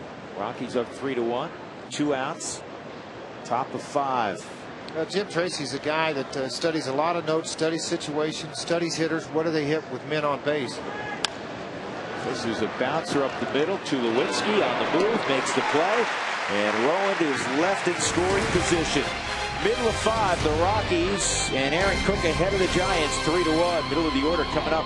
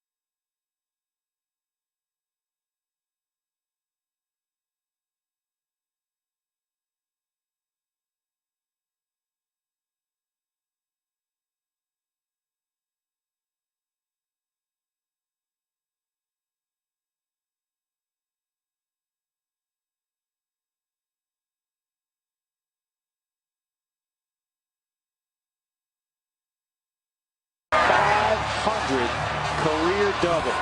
50th player all time with 500 doubles. Drove in a run, and for Todd, later on he would add his 321st home run as the Rockies won 4-3 on Wednesday. Our big hit of the week brought to you by Mako. Todd Helton will lead off here in the 5th. He's 1 for 2, a single in the 3rd, scored a run. Here's the former Cub, Bob Howry. And this call to the pen is brought to you by Comcast Digital Home Phone Service. Warm up to unlimited local and long distance. Call 800 Comcast. And Howry, a former setup man in Chicago, is doing a nice job here this year in Chicago. In San Francisco. Excuse me, in San Francisco. Thank you. 3 earned runs in his last 15 appearances, just a 1.62 ERA. And put into a lot of tie ball games. That's why you see the 0-5 record, but a good, very good earned run average. So it tells you, giving up 1 run or unearned runs. Typically will put the ball to play with a hard sinker. Run his fastball to 95 comfortably in the 89 to 93 mile an hour range. He'll run a changeup back in behind it at times. Slider, second most used pitch that he tries to get outs with, mostly on right-handers. 1-1 on Helton.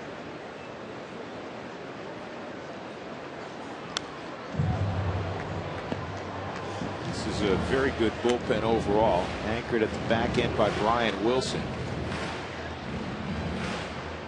Well, they're second in the National League in 10 ERA, 4th in the big leagues. What makes it good, I think, Affelt from the left side, because he can get right-handers out.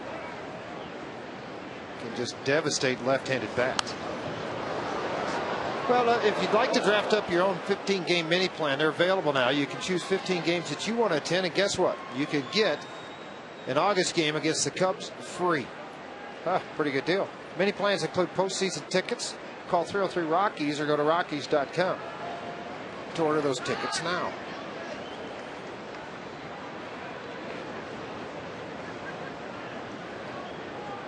One and 2 on Helton. This is Howry's first appearance in the series.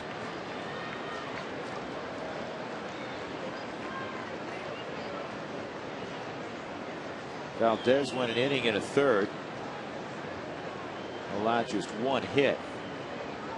Ryan Sadowski went 2 2/3. 3 runs, 5 hits, walked 3, struck out 2.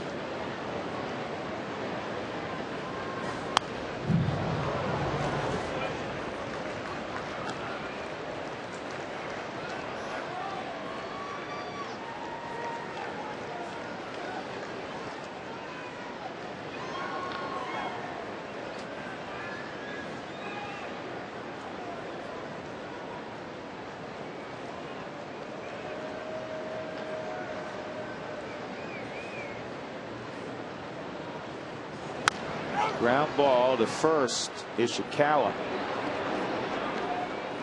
Time for our Geico quote of the day. Joe DiMaggio on being inducted into the Hall of Fame. Now I've had everything except the thrill of watching Babe Ruth play. The Yankee Clipper.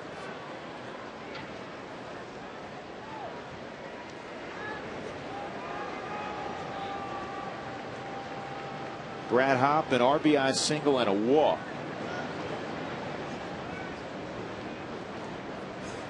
It was the first team that Howry played for. San Francisco Giants. Drafted in the 5th round. He didn't get to the big leagues with them. He got to the big leagues first time through with Chicago in the American League for about 5 years. Went over to Boston in 02 for a couple of years. Cleveland, and back to the Cubs in the National League. And here he is back home, where he was drafted in '93. Been around a while. He has been around a while. 10 years in the big leagues now. Got to get a lot of guys out to hang around that long. 2-0 on Brad Hopp.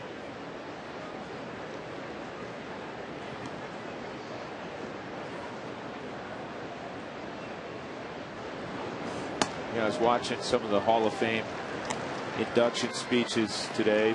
Jim Rice, Ricky Henderson. You see the great crowd gathered. And as a baseball fan, to see all the Hall of Famers up there, and it's impressive important for them to come back and honor the newest members. You know, the Seavers and the Benches and the Aarons. I mean, it's just marvelous. It's a high fly ball, towering fly ball to left center field. And Fred Lewis almost had a miscommunication. It looked like with Randy Wynn. He made the catch. 2 outs, nobody on. Troy Tulowitzki will come up.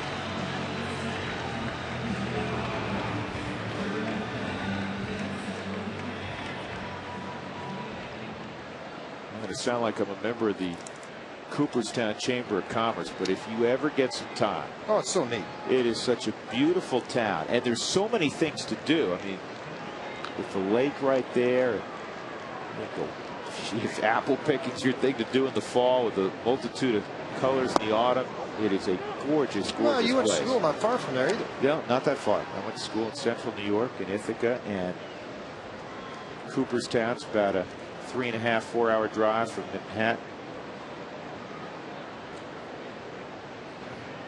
About an hour and a half from Albany, New York.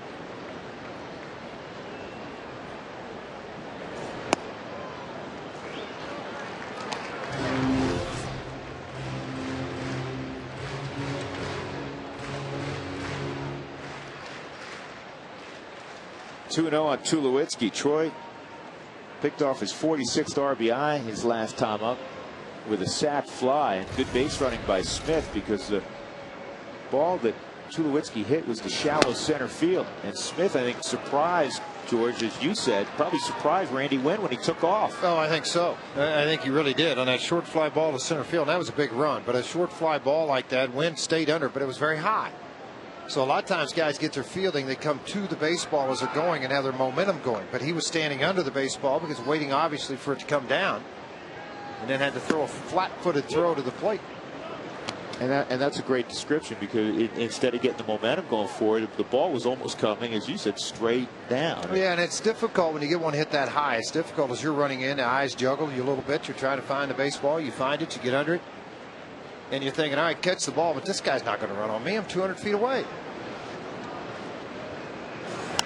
So many things have to happen for a play at the plate. You got to catch it. It's got to be the perfect throw. The catcher has to catch it, apply the tag, and a runner's coming at you. Why not gamble?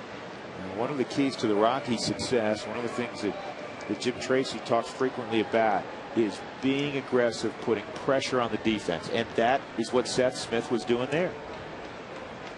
And the Rockies got an extra run. They're up 3-1.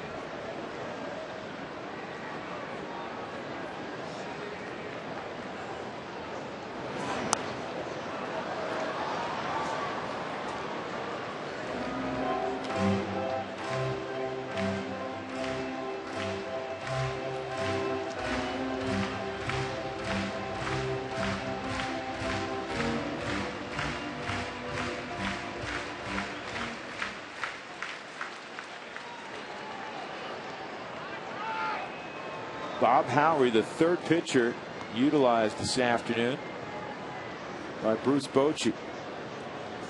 And a line drive up the middle from Troy Tulowitzki. That'll bring up Ian Stewart. So Tulo picking up where he left off last night. He's had a perfect afternoon. Well, one of my favorite times of year, one of my favorite things I get to do every year, is attend Rockies Fantasy Camp. And this year's camp will be January 26th to the 30th down in Tucson. And it will be the last fantasy camp in Tucson, because the Rockies will be moving on to the Scottsdale area in 2011. It is a blast. I cannot give it a higher endorsement.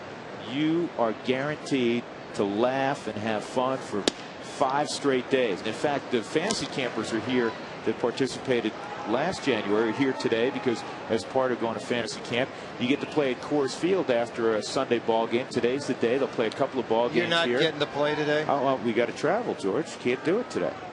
Plus, the Shetland pony got me. Well, that's true. Yeah. I forgot about the horse. Oh, Tulowitzki. You talking about a jump? Bob Howery said he's been around since '93. He never looked at Tulowitzki. He stole that base standing up. In fact, he was at second before the ball crossed. I think Tulowitzki took off. He's like a little hesitation there going, maybe he doesn't see me. I'll just sneak on in. Yeah, obviously he didn't see you. All you do is step off, fire to second. 13 stolen bases for Tulo now. And keeps increasing a new career high. And in scoring position for Ian Stewart, who knocked in his 48th run in the third inning. So go online, Colorado Rockies, and check out Fantasy Camp 2010 in late January. It's just the time of year also you want to head south and feel the warmer temperature.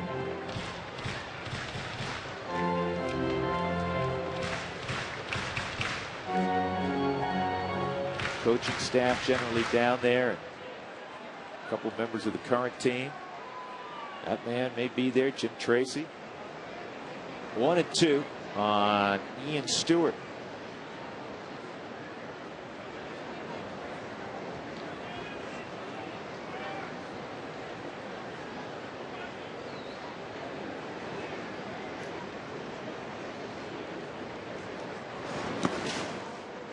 Block by Whiteside. You know, one last thing on Fantasy Camp, George. You know, earlier Mark Stout was talking about Kangaroo Court, and I'm sure you presided over a few of those in your career. Every morning there's a Kangaroo Court, and some of the fines and the reasons for the fines are hysterical. Well, that's where it's a lot of fun for the guys to come in and actually see another part of the game other than just catch and throw and hit and take some ground balls and get the normal coaching you would get, but some of the inside locker room stuff that goes on. This gets away. Tulowitzki will move up. Whiteside, he's had to block more pitches today between Sadowski and now Howard. A couple of down in the dirt, obviously, and this is a hard slider that he's trying to put into the dirt to get him to swing at it. Checking on Howard, how many wild pitches he's had this season, and that is the third. Jim Armitrad, our director today, grew up in or spent a lot of time in the Bay Area working for the Oakland A's. He said right now Troy's trying to score a Ricky run. Base hit, stolen base, wild pitch, and he's less than 90 feet away. In the air to left field. Fred Lewis makes the catch. Tulowitzki will not score a Ricky run. 5 innings completed, Coors Field. The Rockies leading 3-1.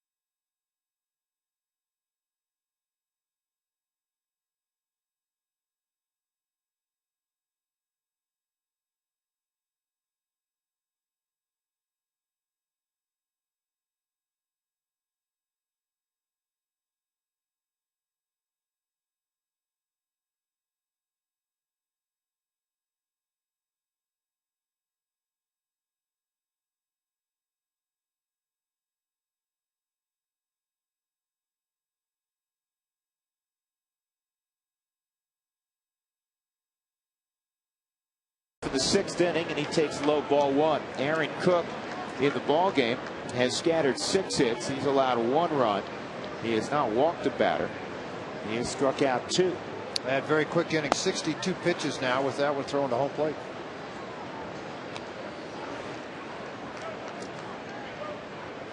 scores to tell you about, George. The Phillies did it again. They beat up the Cardinals 9-2 at Citizens Bank. This ball hard on the ground, and even Barnes can't get to this one. So Fred Lewis with his second hit of the ball game. He's now 8 for 19. Excuse me, 8 for 15 this year at Coors Field. Yeah, the next three batters, talking about it, Lewis, Sandoval, and Ishikawa, are the guys that have done the damage in this game. A total of 5 hits against Aaron Cook. 5 of the 7. Sandoval, a sharply hit ball up the middle for a hit in the 4th inning.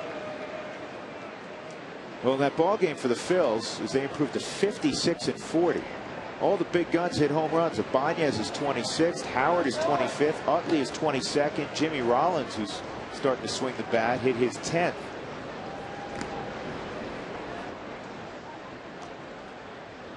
The Rockies trying to take care of business here at a 2-run ball game with Sandoval at the plate, the heart of their lineup.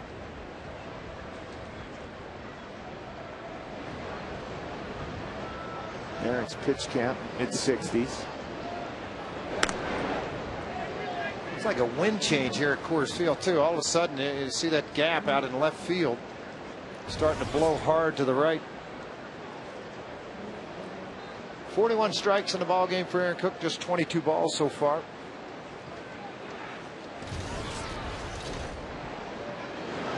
$40,000 again, 40,723 in the ballpark. That means the grand total for this weekend set against the Giants, more than 123,000. That's awesome.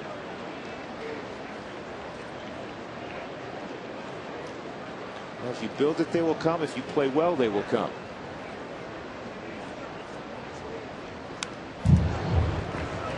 Now follow the Rockies on your iPhone or iPod Touch with the MLB.com at Bat 2009, featuring play-by-play, real-time box scores, and video highlights. Visit ColoradoRockies.com on your iPhone or iPod Touch to purchase.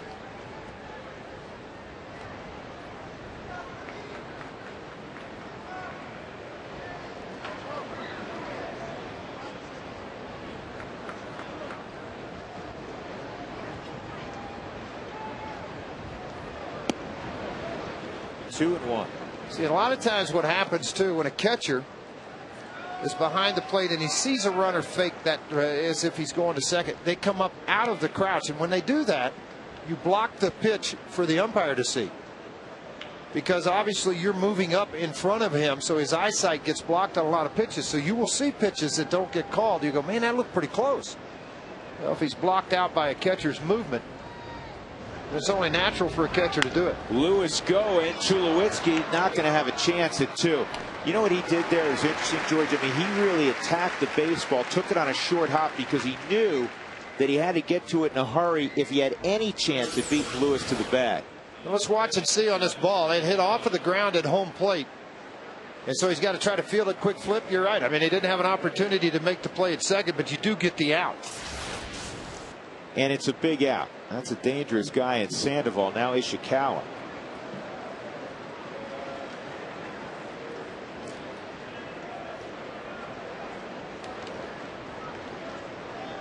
Travis is 2 for 2.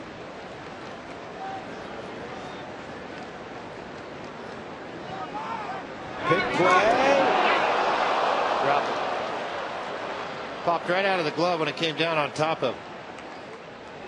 Now, Tulowitzki and the pitching staff have worked this play numerous times this year with awful lot of success. Tulo's just asking very quickly. He really slammed the ball hard down on him. There it is. I mean, to throw a little bit high. A little bit closer here. Watch the tag come down. Tulo trying to get that foot in front of the bag to prevent an avenue for the runner to come back in, and then just got to push the helmet down on the head a little bit.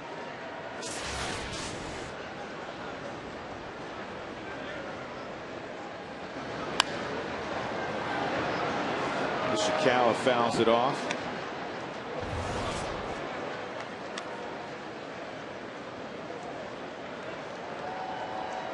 I think a lot of people, particularly in the Bay Area, followers of the Giants, assume that they'll make some sort of move to improve their lineup. I'll tell you, 2 guys that won't go anywhere, and that's Tim Alderson and Madison Bumgarner, their 2 top pitching prospects. Ground is short. Lewis has to go back to the bag.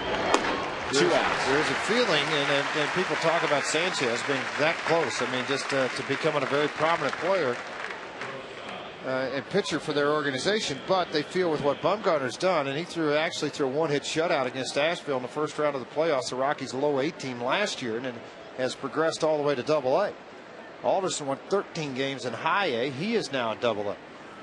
They are a very blessed organization right now from a pitching standpoint.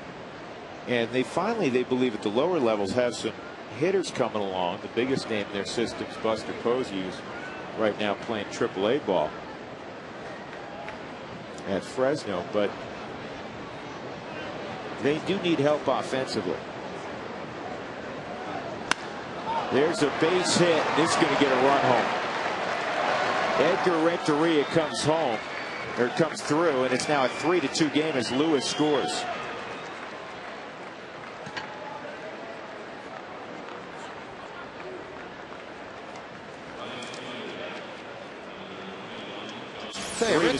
Renteria this year on this base hit right back up the middle with men in scoring position 347 on the season, 395 with a couple of outs. Those are big numbers. Wynn had hit 471. And then this time Renteria comes through with a base hit. John Bowker at the plate. He pulls it to second. Good pick up there by Vargas. So a 2-out knock by Renteria really tightens things up. Middle of 6. It is 3-2.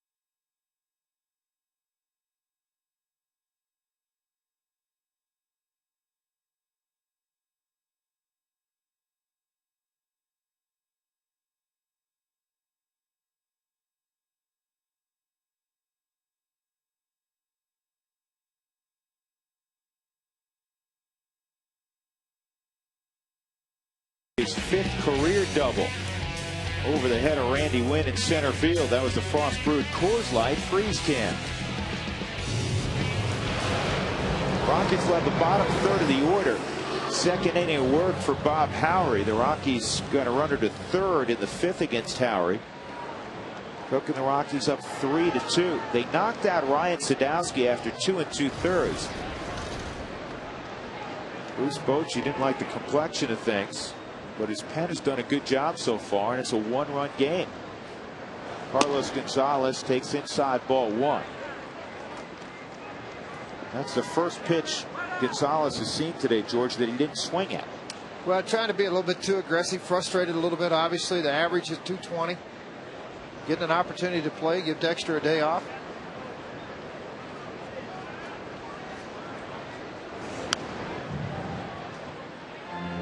That's a fine line. He has marvelous ability, and he has already accomplished everything you can accomplish at the highest levels in the minor leagues. The fine line I'm saying is, if you got to play some, otherwise, for a young player, you need to go back down. The problem is Seth Smith. It's a good problem. Is playing so well. that he has taken some of the playing time with Carlos Gonzalez. Well, it's detrimental to set a guy like Gonzalez in the big leagues and have him play 1 or 2 times a week. I mean, it's difficult to do that. His defense is outstanding in the outfield. He just hasn't hit consistently at the big league level yet. Big numbers at Colorado Springs at the start of the year. Dan, no doubt, want to make sure he got settled in, feeling confident, having a big year. They'd hoped that it would translate here to the big leagues. It just has not yet. Sometimes you need a refresher course. If that were to occur, he would not be, and it happened last year with Oakland, he would not be the first time a very talented player who goes on to big league stardom had to revisit the minor leagues. Very few guys come up, stick, and stay. As they say, it's easy to get to the big leagues. It's harder to stay here. 2-2. Torrealba's on deck.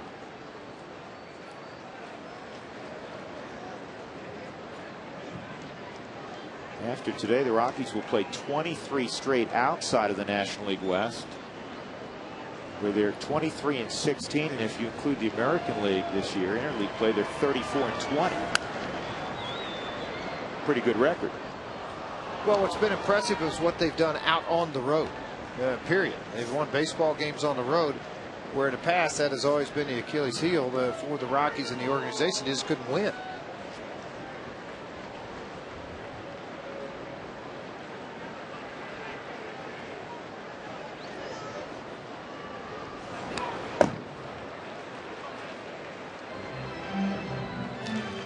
Hanging tough at 2-2, Carlos Gonzalez.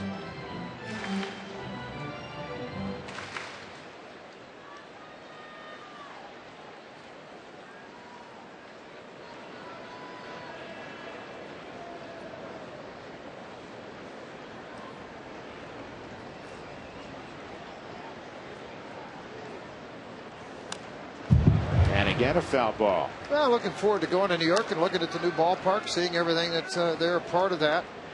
I know the ball club's beat up. That gives you an opportunity to take advantage of it a little bit more.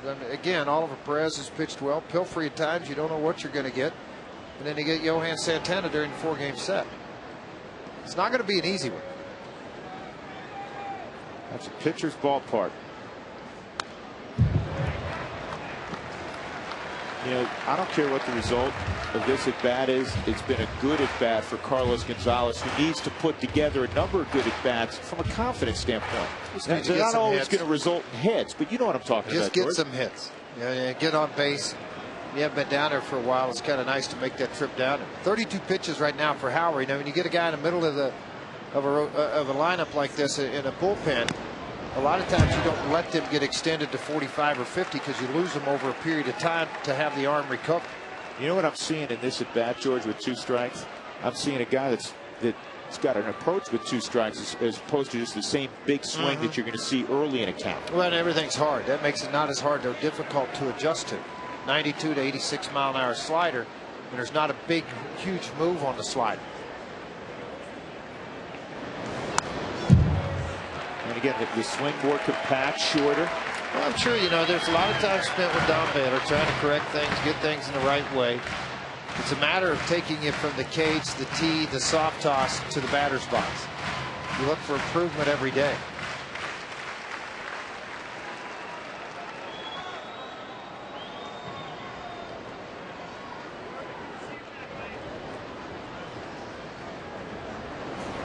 And that is pulled down the line. Extra bases for Carlos Gonzalez into the corner. Gonzalez thinking about 3 bags. He's going to have himself a triple. Running it back for Carlos Gonzalez. He fouled off a number of pitches, finally got one to handle, and he lines a triple down the line. 12 pitches that he saw when he went to the plate. And then here you can see this last pitch on a down and in to give you great extension.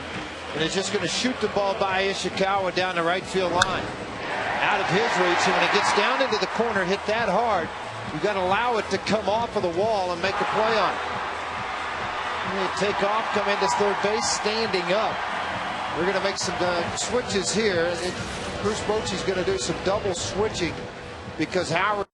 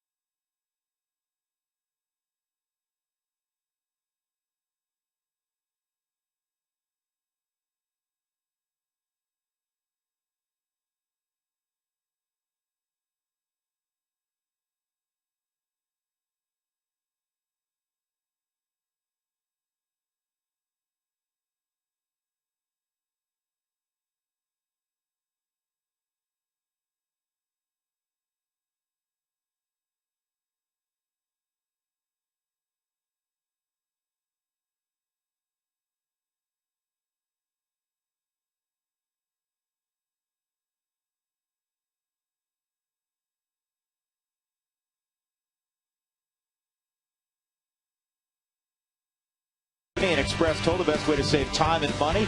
After the ball game, we're off to the Big Apple. 4 ball games against the Mets at New City Field. 3 in Cincinnati against Dusty Baker's Reds. And then as we move even further ahead on the East 470 road ahead, the Rockies will be in Philadelphia for a 3-game set Tuesday, Wednesday, Thursday afternoon. Double switch. Randy Wynn was in the ball game at center. He slides over to right field. John Bowker, who made the last out in the top of the 6th, comes out. And Andres Torres, who started last night in center field, is in. New pitcher is Brandon Metters. Rockies have seen him in the series, familiar with him from his Arizona days. Here's Torey Alba with the infield in. Well, trying to get some loft on the swing to produce Carlos Gonzalez at third. He fouls it off. Gonzalez a lead-off triple.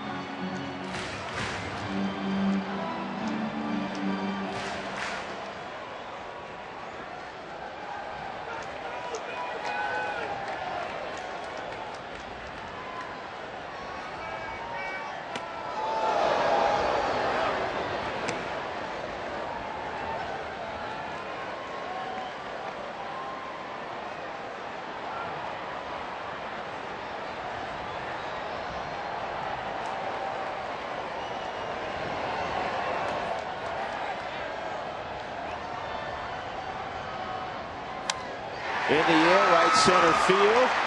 Wynn coming on, makes the catch. Here comes Gonzalez to the plate. Good job by Yorvi Torrealba. The Rockies have a 2-run cushion again. For Torrealba, his 10th RBI of the year. I think he's a great guy at the plate. With less than 2 outs, you need a fly ball, you need contact. The ball hit hard. Torrealba, it seems more times than not, comes through with a base hit or that fly ball. Second scoring fly ball tonight for the Rockies. Or today, I should say. Their 42 sac flies lead baseball. Doing the little things, executing the fundamentals, and the Rockies are up 4-2. Aaron Cook a double over the head of Randy Wynn in center field. Andres Torres was watching, so he's backed up a little bit. Good swing there by Cookie, 1-1. And it feels so good, George. I mean, you were a role player working out of the bullpen. If you're a guy like Torrealba that's no longer the starter, when you get your opportunity, you want to contribute. Carlos Gonzalez, given an opportunity, you want to help the team in some way. Yeah, absolutely you do. And both guys did in this ball game, and doing it late in the ball game, which means it magnifies it for me even more, as they did it here in the bottom of the 6th. That run charged obviously to Bob Howry, so he goes 1+. Fouled off again. Gives up a run on 2 hits.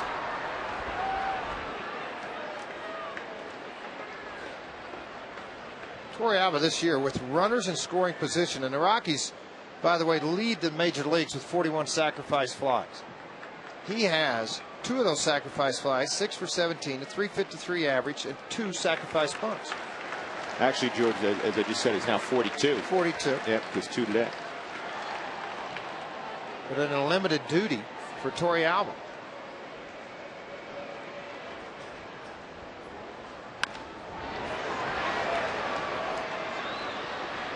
Renteria throws out Aaron Cook. That's 2 outs. And we'll flip the lineup over and see Seth Smith, who is 1 for 2 and a walk, scored a couple runs.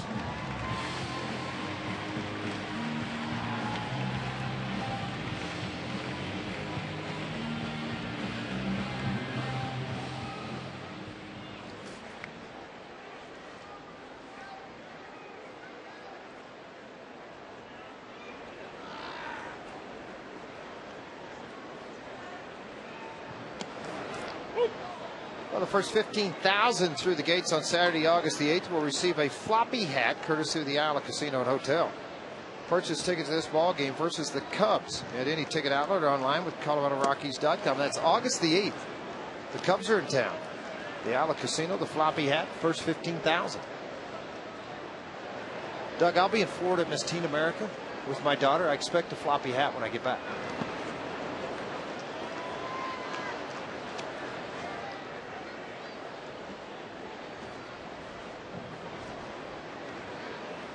When's Georgia's contest? Well, you actually report August 6th, and the competition starts the 10th. The finals are on August the 16th in Orlando, Florida. That's televised, isn't it? It is not televised, although Versus is talking about picking it up, which they have picked up Miss America and other things. But it will be televised on the internet over that span. Everybody getting a little nervous, excited. Mom's pulling hair out. Ball Trying to get it all done. Ball 4, Seth Smith with his second walk of the ball game. That'll bring up Clint Barnes. Well, I'm excited for Georgia. I'm nervous for Georgia. I'm going to give you a little advice. I just sit in the back and cheer. Exactly. You stay out of the way. I'm the best pageant dad in the world. Stay out of the way. I cheer, I root, and I always tell these other guys first year in the pageants, watch what you say. You never know which grandmother's around you. Yeah. Dexter is going to come in defensively anyhow. He's going to pinch run now for Seth Smith.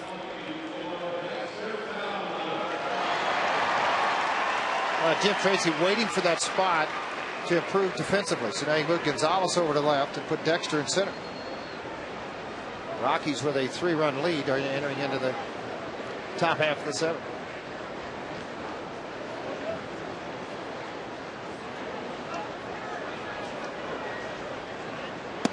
Excuse me. When you have a 2-run lead, I'm trying to give more. And when you have a guy that has been around for a while and is as cerebral as Jim Tracy, this wasn't like, hey, you know what, we can run Fowler here. He's been thinking about a spot, so Fowler's legs are loose. I mean, Fowler he wasn't just sitting in the dugout and popped out.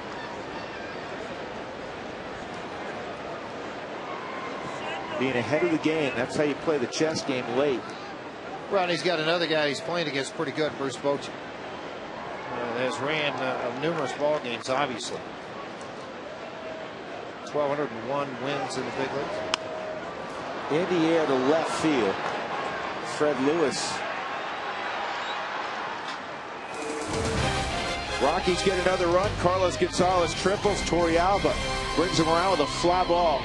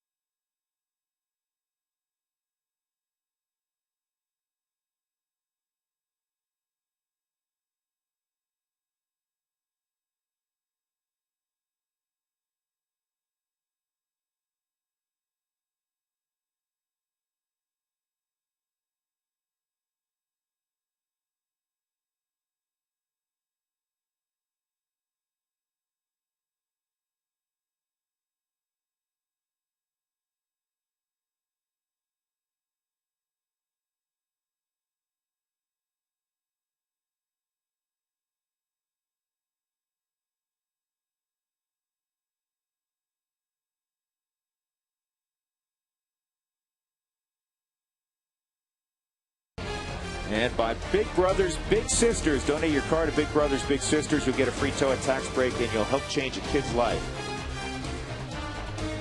You at Chatfield Reservoir, down in the southwest part of the metropolitan area. The Rockies leading 4-2. Carlos Gonzalez slides to left field, and Dexter Fowler takes over in center. Aaron Cook to Juan Uribe in the 7th, and a ground ball off the glove of Stewart, and he still got it. Because he stuck with it, and Todd Helton even gave him a little fist pump at the end of it.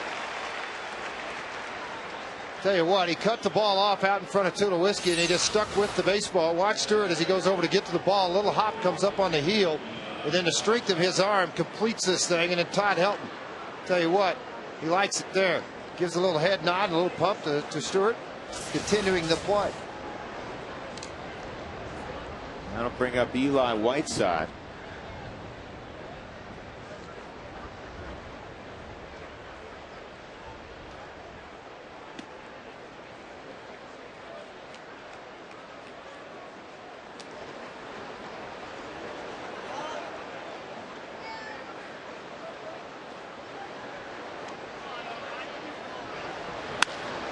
Line drive to left. Gonzalez comes on and steals a hit from Whiteside. 2 outs. And Andres Torres will be coming up. Time for another visit with Mark Stout with today's Great Colorado Payback Sideline Report. Mark. All right, Drew out here in the outfield. Gonzalez makes the catch. Fowler's out here. Randy Wynn was playing center. He told me the story about how 10 years ago when he was with the Devil Rays, he hit the last inside the park grand slam in baseball. It's coming up on almost a decade old in October. He was with the Devil Rays. And you can see out here in left field how it kind of goes out and goes further away from the plate. At Tropicana Field, it actually goes in. He said he hit a ball off of Jeff Juden of the Yankees, hit the wall, and on the turf there, carried all the way to right field as this is dribbled in front of the mound. Cook can't make the play. Well, Randy Wynn's about to come up. It's just interesting talking to him about that play. There's been 171 inside the park grand slams. He hit the last one coming up on 10 years ago, guys. Yeah, those are fun to watch. Until you see them, obviously, very much. They're fun to watch because you got guys running everywhere. Fielders running. Bases look like Grand Central Station at 5 o'clock. So Torres, the bunt single, and Randy Wynn with occasional power at the plate. Franklin Morales warming up too. Randy Wynn, a much better hitter from the left side than he is from the right side. Fred Lewis is in the on-deck circle, and from the right side now, they have Molina and they have Downs. And a switch hitter, Torres, is in the ballgame. So they've depleted the right side, really. I mean, Downs, a young kid. Franklin would be ready to come in if he is, and for Fred Lewis. Faced Lewis the other night, walked him on 4 pitches.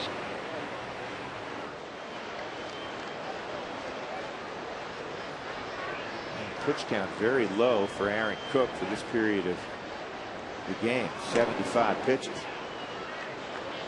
Low in the way you like it. A lot of ground ball out. A lot of ground balls. Yep, 75. You see those quick innings that happen. I mean, in 3rd and 4th, 5th, 6th, right around that 11-10 mark. I mean, that's outstanding. That's Aaron Cook. He's 4 pitches into this inning. He's faced 3 batters already. Got 2 outs.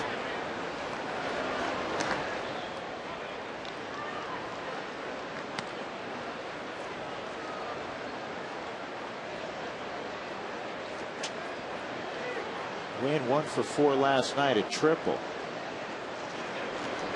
They get it. Close. Randy's 1 for 11 in the series. Roberto Kelly.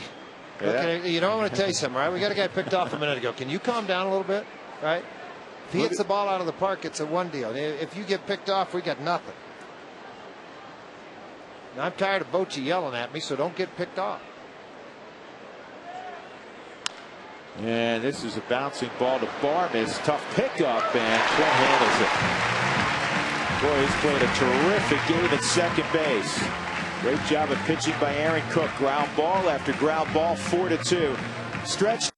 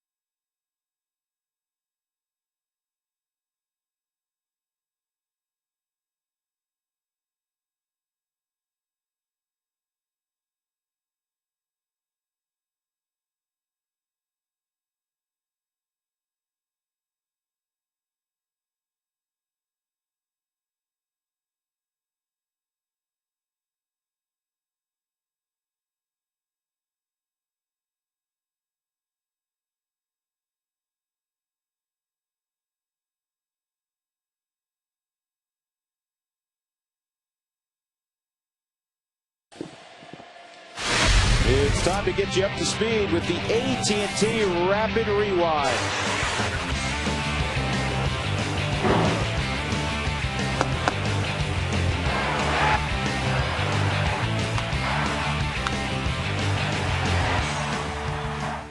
AT&T, the nation's fastest 3G network. AT&T, your world delivered. And the first pitch delivered to Todd Helton is high, ball one.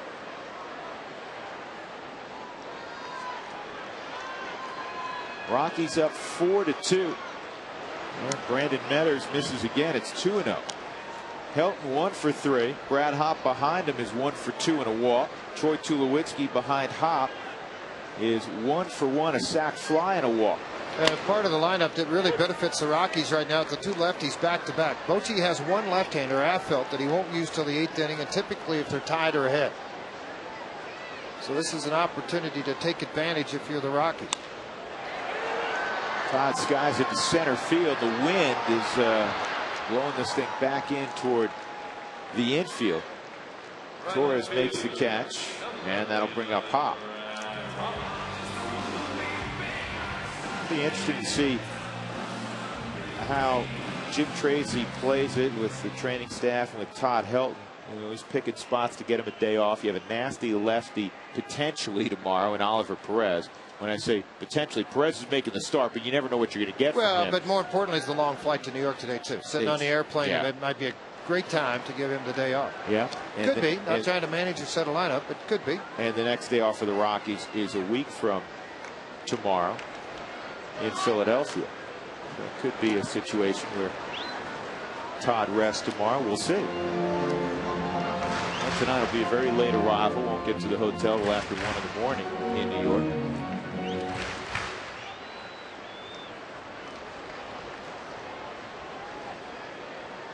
Four runs, 8 hits for the Rockies, 2 runs, 9 hits for San Francisco. Brad dropped an RBI single into left field in the first inning to score the Rockies' first run. Colorado, winners of 11 of 16.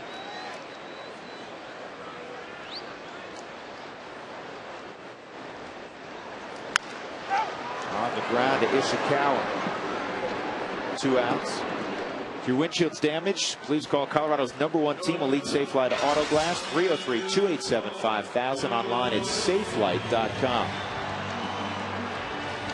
Tulowitzki coming up with 2 outs and nobody aboard. Jim Tracy yesterday was very busy before he came to the ballpark. He joined Clint Hurdle and other members of the Rockies organization at Jason Jennings Field. Now, as many of you are aware, there's fields, Little League fields throughout Colorado that were paid for by different players through the organization's history.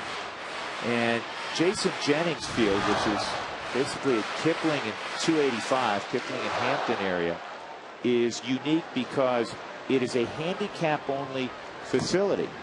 And yesterday they had a fantasy camp. We were talking earlier, George, about fantasy camp. They had a fantasy camp for some developmentally disabled children, and it was just a marvelous time. They all got game jerseys and got to move around the bases.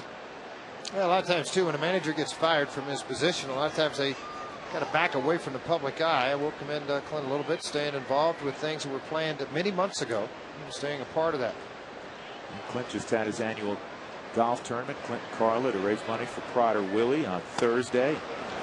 Got to visit with Clint. He's doing well, doing some television stuff. And Clint, Jim Tracy together yesterday for a wonderful cause. 3 balls and a strike on Troy Tulowitzki.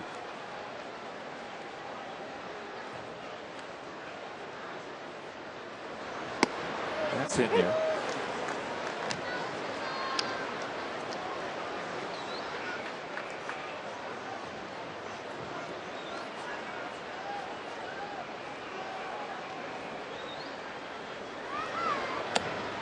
Ball 4. So Tulowitzki has been on base or driven in a run in every at bat today, coming on the heels of the 3-for-4 evening. And that'll give a chance for Ian Stewart to do some more two-out damage. And the Rockies, another key to their success over the last couple of months, they have produced a great number of two-out RBIs. They're among the best in baseball in two-out runs produced. There is Juan Rincon.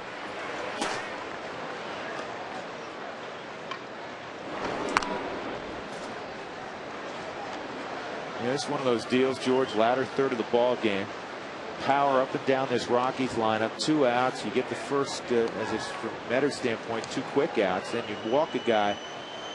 Stewart could make it real difficult on the Giants if Metters were to make a mistake here.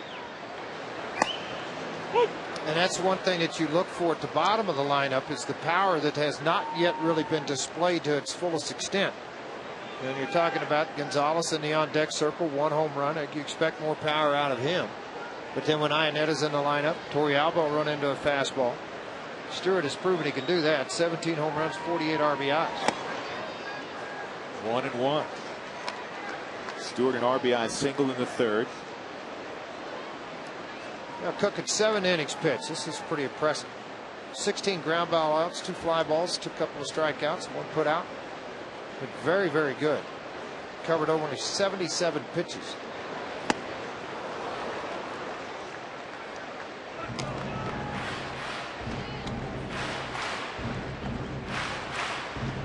One ball and 2 strikes.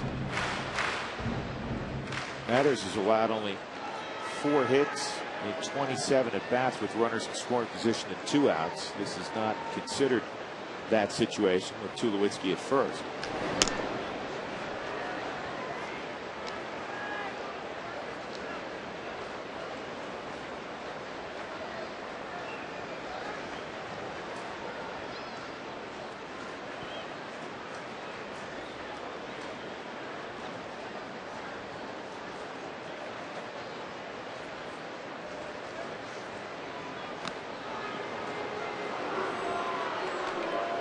Matters aware of Tulowitzki's stolen base in the 5th inning.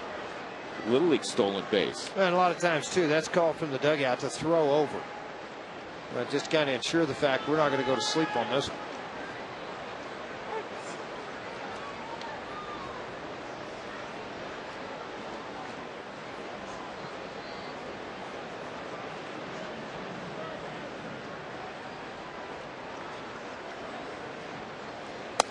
Two and 2. Well, if you haven't come out to the ballpark and taken a tour of it, you need to. You get to go around to a lot of places in the park you normally don't see. The visitors' locker room, you come up the press box area and see what goes on up here. There's group and individual tickets. They're available. 303 Rockies to take a tour of Coors Field.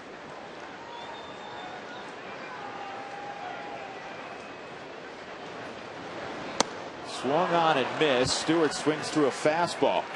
So Tulowitzki left at first base. 7 innings completed Coors Field. The Rockies leading the Giants 4-2.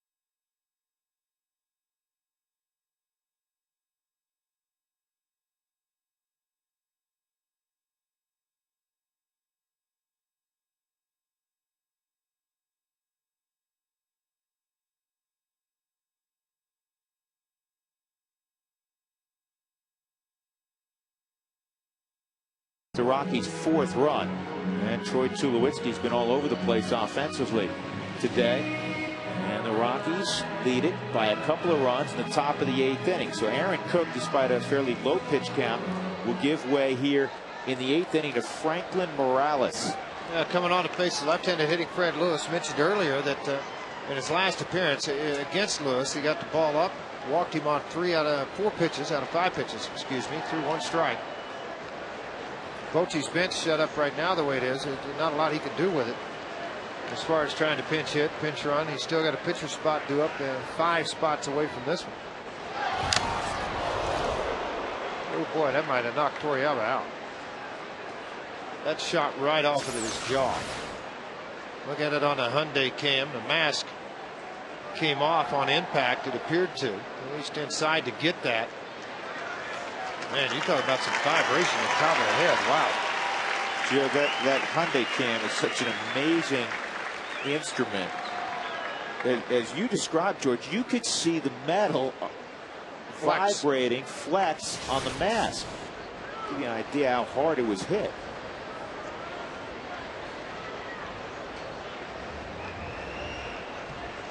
Give a little coaching to the kid Morales. And that, George, that was all about don't overthrow the slider here, right? No, the pushing back is not so much to overthrow, Drew, but to stay back.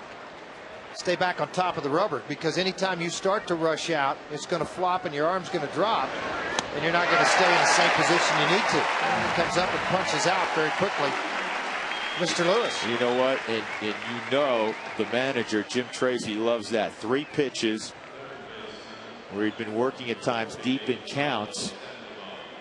3 pitches, and he dispatches of the leadoff man, Lewis. Sandoval has some unique things he does when he gets in the box.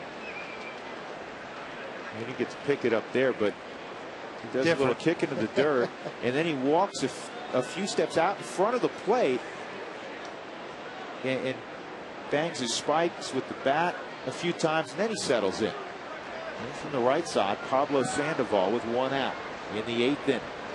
Well, whatever he's doing, it's been working pretty well for him. Fastball at 95, just missed.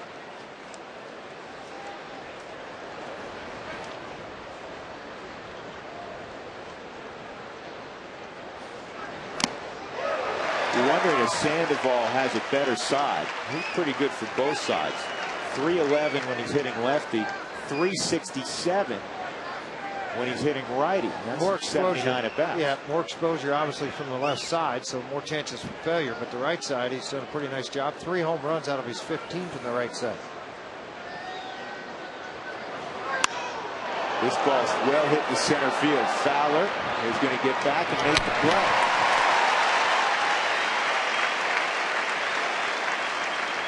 Today's high-speed pitch is brought to you by Quest High-Speed Internet. Sadowski hit 93 in his brief time out on the hill. Aaron Cook at 7 innings, his hardest pitch at 92. Travis Ishikawa with 2 outs and nobody on.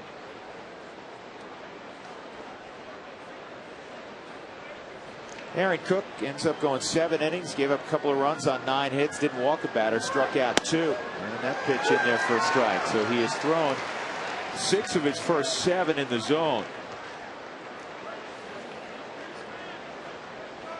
96, George, on that last fastball. That was just a wave at a hard breaking ball. Total overmatch with the slider. You want to say curveball / slurve because of the big move on his brushes. It breaks down, but it's also breaking across the home plate area. Totally fooled Ishikawa, who doesn't see a lot of left-handers.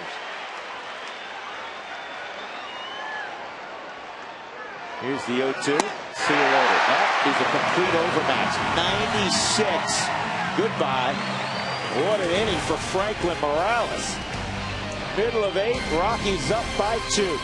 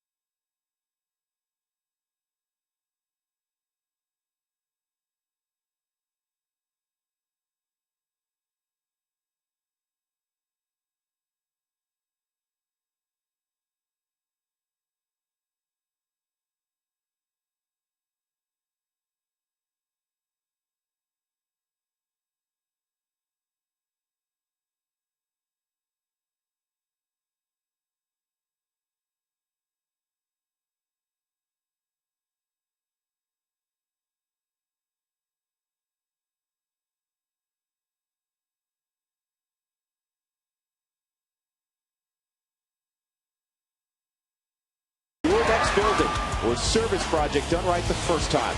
Visit mpccolorado.org. Rockies will have the bottom third of the order. Merkin Valdez is on the hill now for the Giants. The Rockies beat up Valdez yesterday. He threw 1 inning. The Rockies got 3 runs on 4 hits against him, and he also walked the batter. So Bruce Bochy putting him out there to try to erase his memories of last night. Rockies trying to revisit those memories. Carlos Gonzalez, 12-pitch at bat that ended in a triple in his last time up, and he takes strike 1.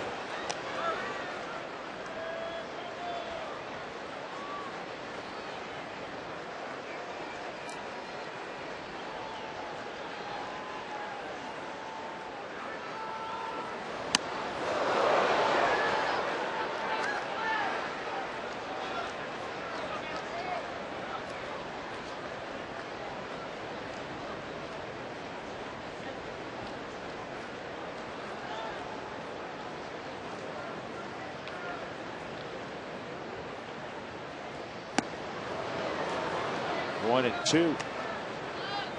Fans, feed your Rockies fever at Taco Bell. You know the drill. When the Rockies score 7 or more runs during any ball game, go to participating Colorado Taco Bell locations the next day between 4 and 6, and you will receive 4 tacos for $1 as long as you purchase a drink. 2 and 2. Gonzalez, Torrealba, and then a pinch hitter. And there's Houston Street. He's going to take that jacket off and sweatshirt here in a minute and start firing baseballs. He'd already warmed up a little bit prior to that back in the 8th inning. I think that's kind of been his deal. He'll warm up in the back end of the 8th inning and get it loose and then finish it off when he gets 1 out in an inning, sometimes 2.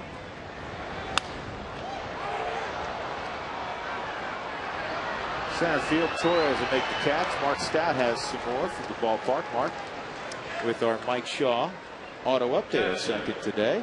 Go ahead, Mark. All right, guys, I'm going to repeat a question that Jack Etkin, a beat writer, asked Jim Tracy, and that I asked it to Don Baylor.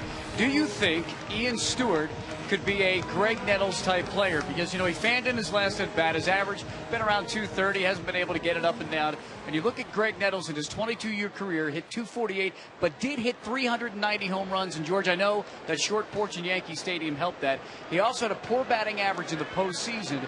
But with the power that we've seen from Ian Stewart and the fact that his average hasn't really gotten that high, although I know Drew told you he thinks he can be a 280 hitter, do you think he could have a career like Greg Nettles?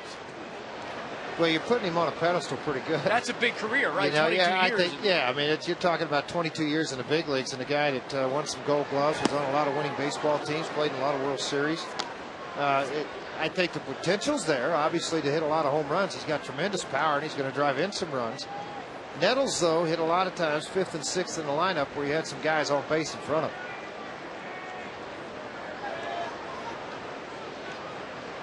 Oh, and 2 on Torrealba.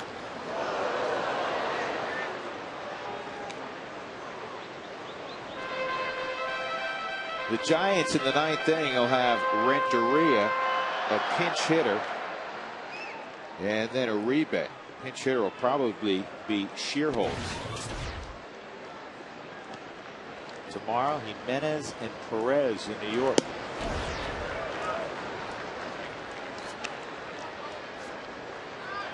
There's Houston.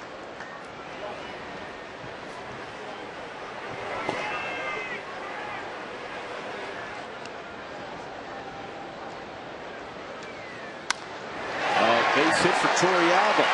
A nice ball game for your V, George. 2 hits, 3 at-bats, and a sac fly. RBI to add on to that, what Drew's talking about. It has been a very nice ball game. Garrett Atkins will pinch hit here in the bottom of the 8th inning. Garrett started the last couple of games. On Friday, he had an RBI double in 4 trips. And yesterday, he was 1 for 2 in a walk and scored a couple of runs. So Garrett swinging the bat well, and for him to get at least 1 start, if not 2, against New York. The Mets will throw a couple of left-handers. The first left-hander, Perez, been up and down throughout his career. He can be real nasty. And then the second left-hander's got a real good resume. A fellow by the name of Johan Santana.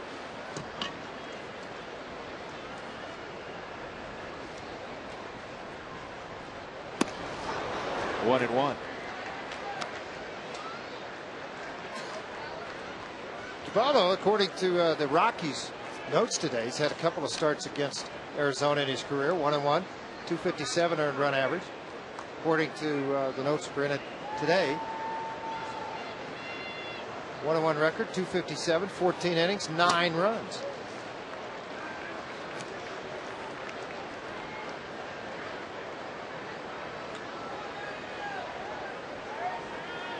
Two balls and a strike on Garrett with Dexter Fowler on deck.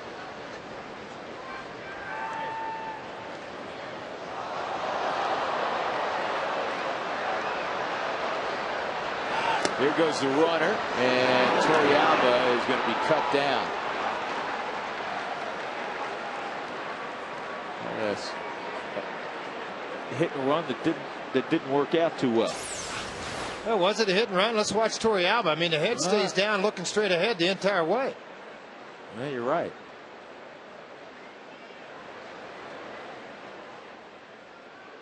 He almost pulled off the fancy footwork.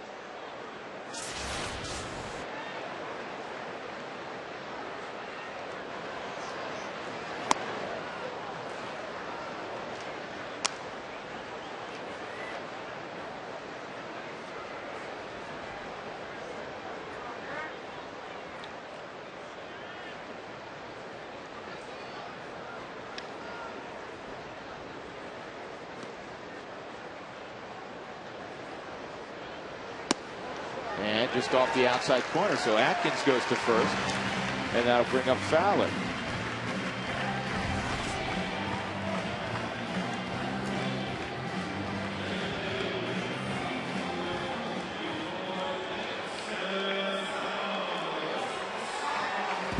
Be the first at bat for Dexter. Pinch ran for Seth Smith in the 6th inning.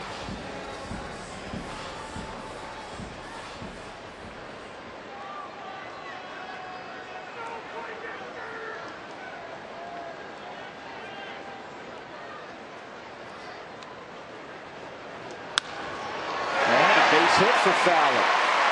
Atkins will stop at second. 2 on with 2 outs for Barmes.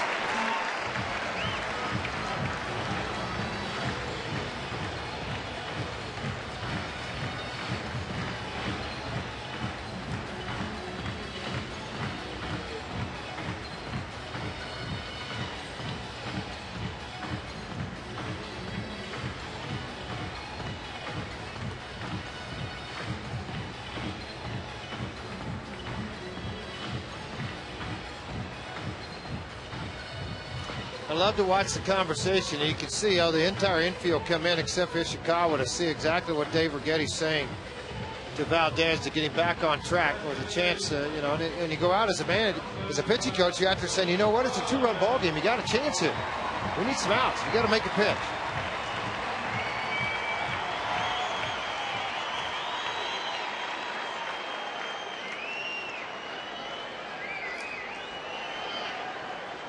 Barmes is 0 for 4, 3 fly balls and a strikeout.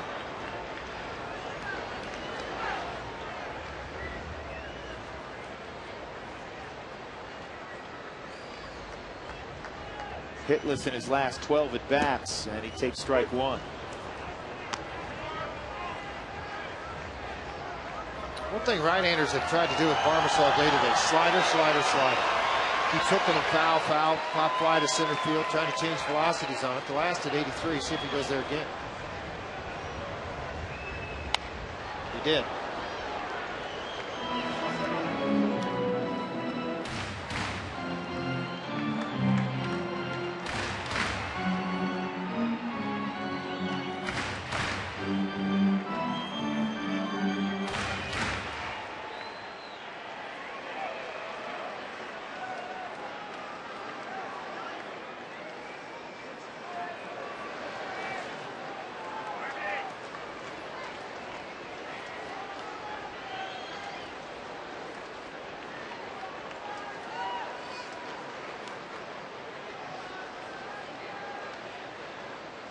Here's the 0-2. And Valdez with a 96-mile-an-hour fastball strikes out Clint Barnes. We'll go to the 9th inning. Houston Street time as the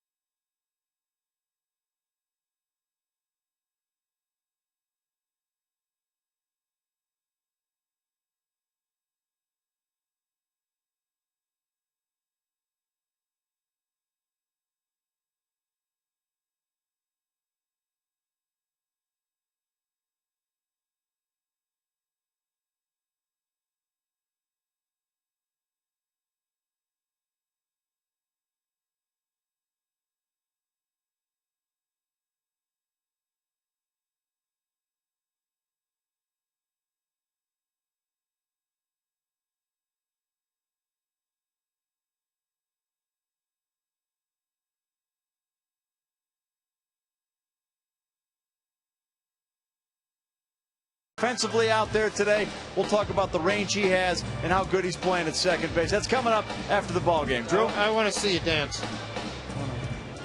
you know, that's You got it. That's not bad. There's Not just bad. there's I like nothing it. out here. I mean, that's the problem. I'm not working with anything. The music's too slow. You're beautiful. you know what? You are a beautiful human being, because whatever tune is running through your head, we got to get that CD. It's my own drummer, baby. My own drummer. I didn't want to go there, but sign us up for your CD. You got it. See you, Tommy. All right. Tom Helmer and the gang in 3 more outs. Houston Street on for the 45th time, sitting on 24 saves, 25 opportunities. Here's Edgar Renteria, and strike one with a slider. 16. Shocking, huh? 16 consecutive saves for Houston Street. Someone on the microphone. 2-0 at since you think about this, his last blown save with a 189 earned run average. The demons are out somewhere in the microphones. I guess so. 1-1. First appearance for Street since closing out the 4-3 win on Wednesday against Arizona. Cook again went 7 solid innings, gave up a couple of runs on 9 hits, didn't walk a batter, struck out 2. Just off the outside corner at 92, 2-1. DeMuth has not called the outside corner all day for either team. He's allowed these pitchers to work in, but not away.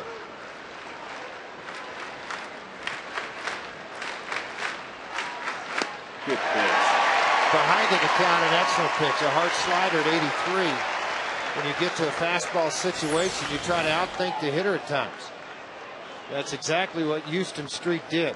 Right at the very end, this ball is going to break down, and it's going to break away from Renteria. Way out on the front foot. 2-2.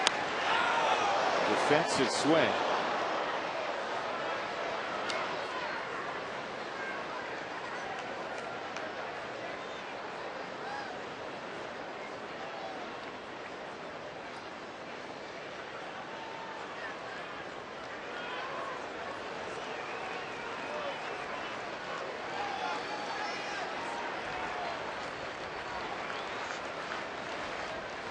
Another 2-2.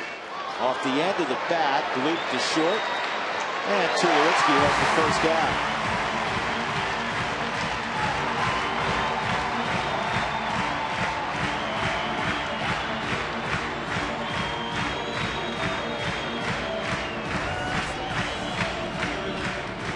Nate Shearholtz will be the pinch hitter, as we speculated, in the pitcher spot. Lefties against Houston Street hitting 169. Righties not much better. They're at 215. That was before the out just produced off the bat of Edgar Renteria.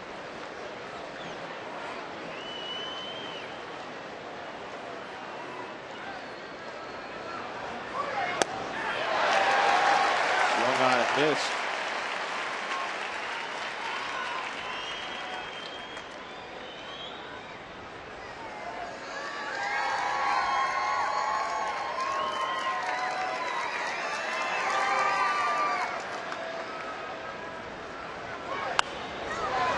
Quickly, 2 strikes. Said it the other day, George. We were talking about the fact that you cannot overstate how valuable Houston Street has been to this team this year. But when you work so hard to get to a win, and you're into the 9th inning of it, and it was kind of a coin toss there for a while last year till Fuentes took it over. That as a team, you work so hard to get to that last 3 outs, and then have a game lose a ball game or blow something. It's demoralizing to a club that carries over. And it's also the opposite side of that, Drew. When you win in the 9th, that carries over again. Sure, and it's not only, George, the near perfection, 24 out of 25, but it's also the fact there's not a lot of drama. Typically you don't have traffic on the base paths. I know with Fuentes, as good a job as he did a year ago for the Rockies, there was times you'd have some guys running around on the bases and punch outs to try to win the game. Change up. And that's not a veiled shot at Brian Fuentes. No. I think the world of Brian. I know you do also. Brian's He's doing a great job. And Brian is a 4-time All-Star now. All-Star with the Angels this year, 3 times in a Rockies uniform. He was as dominant as any closer in the game second half of last year. It's a compliment to what we've seen Houston Street do for 3.5 months. This is on the ground to second. That's not where you want to hit it. Vargas throws out. Nate Shearholtz, 2 gone. Today's delivery of the game brought to you by Jimmy John's. Aaron Cook in search of his 10th win. He's 1 out away from having his 10th victory and his 7th straight win. Ground ball after ground ball. That's what you get from Aaron Cook. Our delivery of the game brought to you by Jimmy John's. Juan Uribe. 2 outs, nobody on. And he takes strike 1. Uribe was taking a strike. I understand that. But with Street, he's not going to walk it. Well, you still have to do that. Molina's in the on-deck circle. Guy with a little pop in his bat. I understand. But you still got to take that pitch for a strike. But the nice part about Street is it's like giving him a freebie. Because he pounds the strike zone so much, it gives him that 0-1 advantage without even the bat moving. Brian Fuentes, by the way, leading all of baseball with 30 saves for maybe great free agent sign. Yeah, one of the hottest teams in baseball, the Angels.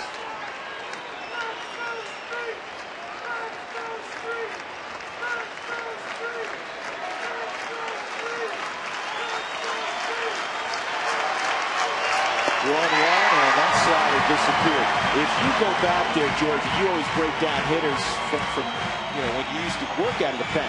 He can't reach that slider. He steps in the bucket. Well, he takes a lot off of it too, but this front side foot, when it sits down, see everything rotate away. He's looking for a pitch in here, and you're throwing a pitch out here. That's the difference. He's had a tremendous career for a guy that entire career he steps in the bucket. Guys make mistakes over and over and over again. 2-2, and that's where Houston tried to go away. I said 2-2, 1-2, now 2-2. How about this? The last time Houston Street walked a batter, June 27th. Not a couple of months ago, a month ago.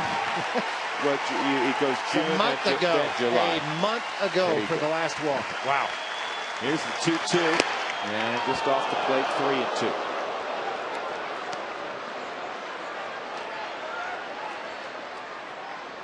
Mets won today in Houston. They've won 2 straight, so they're on their way back to Queens. Rockies will open up the 4-game set tomorrow night. Here's the 3-2. He's got it. Houston Street, a 1-2-3 night. And the Rockies take 2 of 3 from their closest pursuers in the wild card race, the San Francisco Giants.